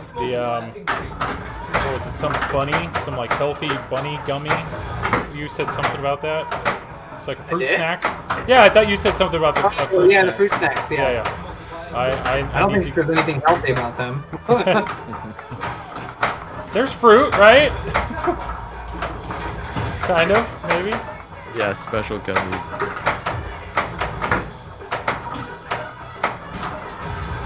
You have your pitch set pretty steep? Because I wonder, it seems like it's pretty steep, pretty fast. Like, the one I was playing on location, like, I felt like you had a lot more time to save balls and they weren't just, like, slipping off the tip of the flippers like this game is kind of showing. I mean, I have the bubble right in the middle. Oh, okay. But Yeah. maybe it's worth actually pulling out the level and seeing what's going on. But I'll tell you what, if I change anything about this game, I'm gonna stop hitting that. I'm gonna stop hitting that upper shot. I feel like about halfway down the playfield, the ball doubles in speed. You know, it really starts to pick up. Yeah. This game is quick, but I like it. There it is. That shot. I have learned to really enjoy that shot. That right orbit scoop. It's so far away. It's so far away, and because it's so far away, it feels really good when you hit it. Whoa. Nice save. That's no, I was about to lose it. That ball did a really strange bounce. Yeah, that shot, now that I think about it, is kind of one of the furthest shots I can think of, right? From the left flipper all the way back there. I mean, it's... Yeah, it's a cool. You know, it's pretty neat. Yeah, the tour jackpots are shared. So any jackpots you get in one tour, then your jackpot values, I think they go up by like 100K a shot or something. Oh boy. Zeppelin. Yeah. You control time. All right, I did not realize it's almost 1. Time flies when you're having fun, guys. I have no idea. I'm excited for Mandalorian, but to be honest, I have no idea how much longer I'll have this game. I would expect a few weeks. I doubt, if Zach got me one, I doubt it would be one of the first, just because I think those go to long vacation and whatnot. So I bet it's going to be well over a month. So I know I think I got plenty of time left to enjoy this. Billion points, though. Billion points is definitely my goal. You can do it, Joel. I wonder if Zach has a premium he could like swap. I don't know. Oh, for Led Zeppelin? Might be interesting. Yeah. Yeah, I would be curious because it would be nice to have another multi-ball. But I will say one thing. Maybe I will try to flip it to 5-ball, see if I can get all the way through tours. Well, here, I'll do this. This is how we'll end here. Let's do Ray's favorite mode here. Here we go. Top of the charts. Oh god, it's like 10, 12 minutes. Well, no, 10 to 12 minutes if you're good. I've yet to complete it. You saw, Ray, when Oh, that's right. you saw what we did last week to Jeff. That was hilarious. That was a lot of fun. I was thoroughly impressed. I was thoroughly impressed with Jeff, especially with. He kept it tight with you having the glass off. Yeah, it's right there. Here I am throwing. It's because that was the only thing he could do with his Zeppelin for weeks and weeks and weeks. Because others, like the Icarus target, wasn't working. So the main game wasn't as fun. So he just kept playing top of the charts challenge. And he could do it well, that's for sure. All right, second. Whoa. Yeah, I saw that. That was weird. So you want to aim for red shots if you can.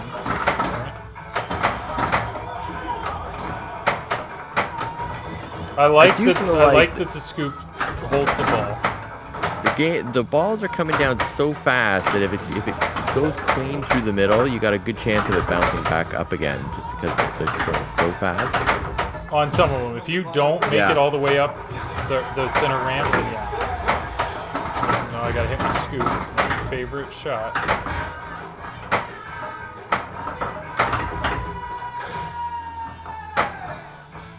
Oh, did it? There it is.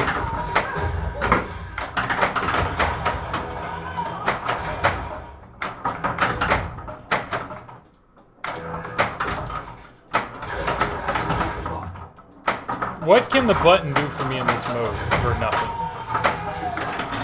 Make you lose a ball. That reminds me, I gotta add that to my list.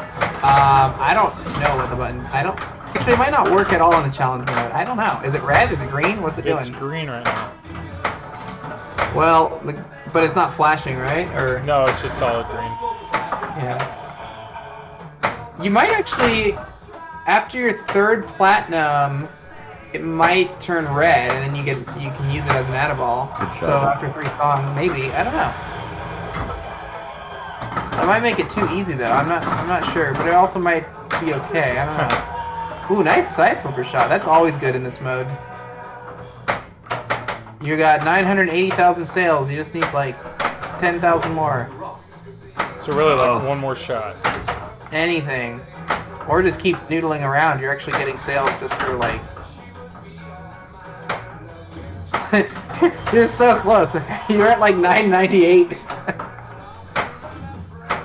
Yeah.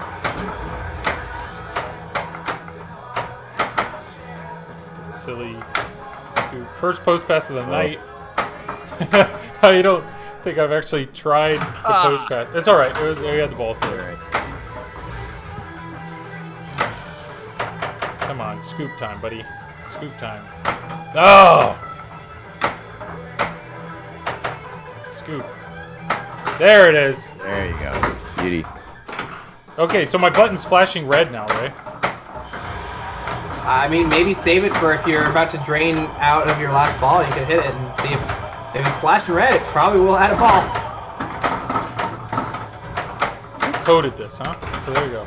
Oh, I had my ball saved, Yep. so There it is. Band super boost. it works. Is it supposed to be working? I mean, it Yeah. follows the same rules. You know, it's consistent. I don't know if I want that or not. I mean, I guess it's okay. It doesn't really. I guess it gives you some leeway. Because if you're playing this mode, you're playing it for fun or for time, and There was no Yeah, I reason know. for me to go for the upper flipper there. Come on, right here, right here. Let's hit this shot, please. Okay. you got this. There it is. Beauty. I think I can confidently say this is the furthest I've gotten, besides with the glass on. Okay, you're halfway. Nice. And out it goes. That was shoot again now, so we're...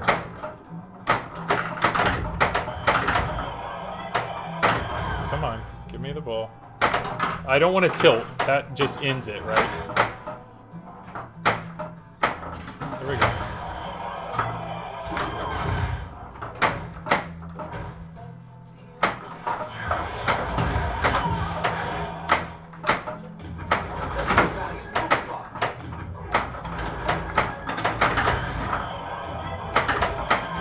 What's going on? Okay.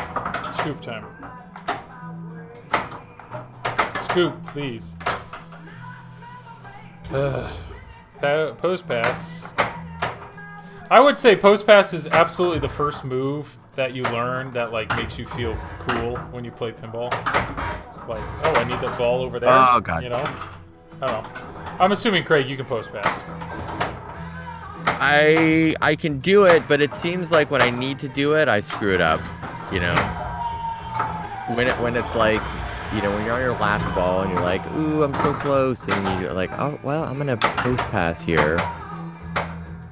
Like when you're getting down to your last couple shots on the Soul Gem battle, you know, and you're like, okay, I gotta pass it over here, make my shot. All right, let's hit this again. Multiplier increase. No, I thought that had enough momentum. I lost 2 shots on that. I'm down to 8. Oh boy.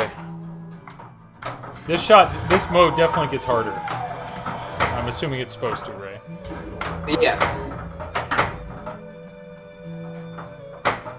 Like the final song, when you get to Kashmir, you have to get all 10. Oh, you start with nothing. Yeah. Come on. I got a decent amount of song left, but still only at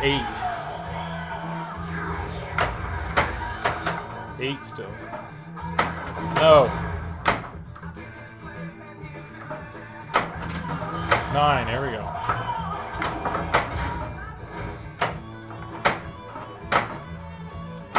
Come on. Back down to what? 7? Yeah. Man. No. I need to hit my shot. Just crush that a few times. This is a neat mode, though. I mean, I do like it. I like playing it, and it's a fun mode to play, like, even for novice, because of the ball save timer. Anything to get them playing longer. Well, what's funny is the first song is the shortest, so it's Immigrant Song, and if they never manage to have the ball go on that left scoop, it's basically like pay for a 2.5-minute game of pinball, which is actually probably on par or above what a total noob would do with 3 balls. But you get to play multi-ball, so it's kind of like a cool experience. I literally just turned on and, Oh, no! yeah.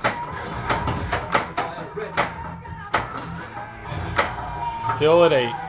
This song is long. Thankfully it's long, but this might be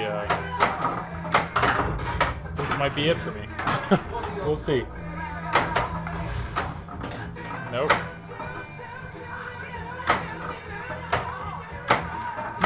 When I've played a long time, my wrist is what goes first, or that's what hurts the most. It's because I know I lean. Oh, that's the end of the song. My flippers are gonna die.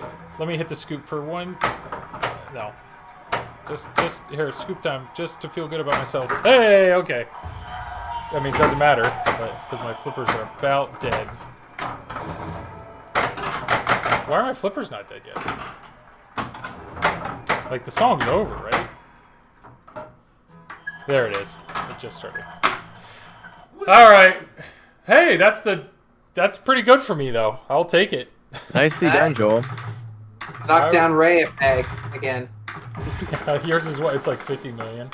Yeah. What I thought was funny was your time, because we did it, and we did it in a few minutes. We actually did it pretty quick, and then we're waiting on Jeff, and I realized, like, I think your default time is like 20 minutes or something. I mean, it's like, oh, whoa, this mode is not meant to be beaten in the 5 minutes it took us to throw the ball. Like, that would be pretty impressive if it. I mean, I don't doubt it. Where's the? Come on.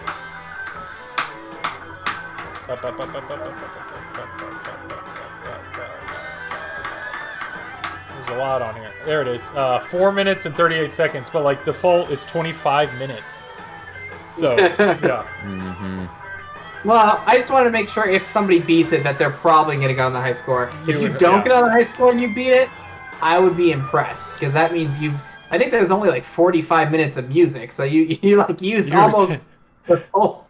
Yeah, good point. Yeah, that's great. All right, let's go. We got to go Pinsomniac. I was going to say we could go Ketchup John Mustard, but he's playing, I don't know, right? Like, he's playing virtual pinball, so I think we got to go Pinsomniac here. But, well, everyone, first off, Craig and Ray, appreciate you guys being on. Love the conversation. Love the interaction. It's a lot of fun playing pinball, but it's even more fun when I feel like I'm not playing it by myself.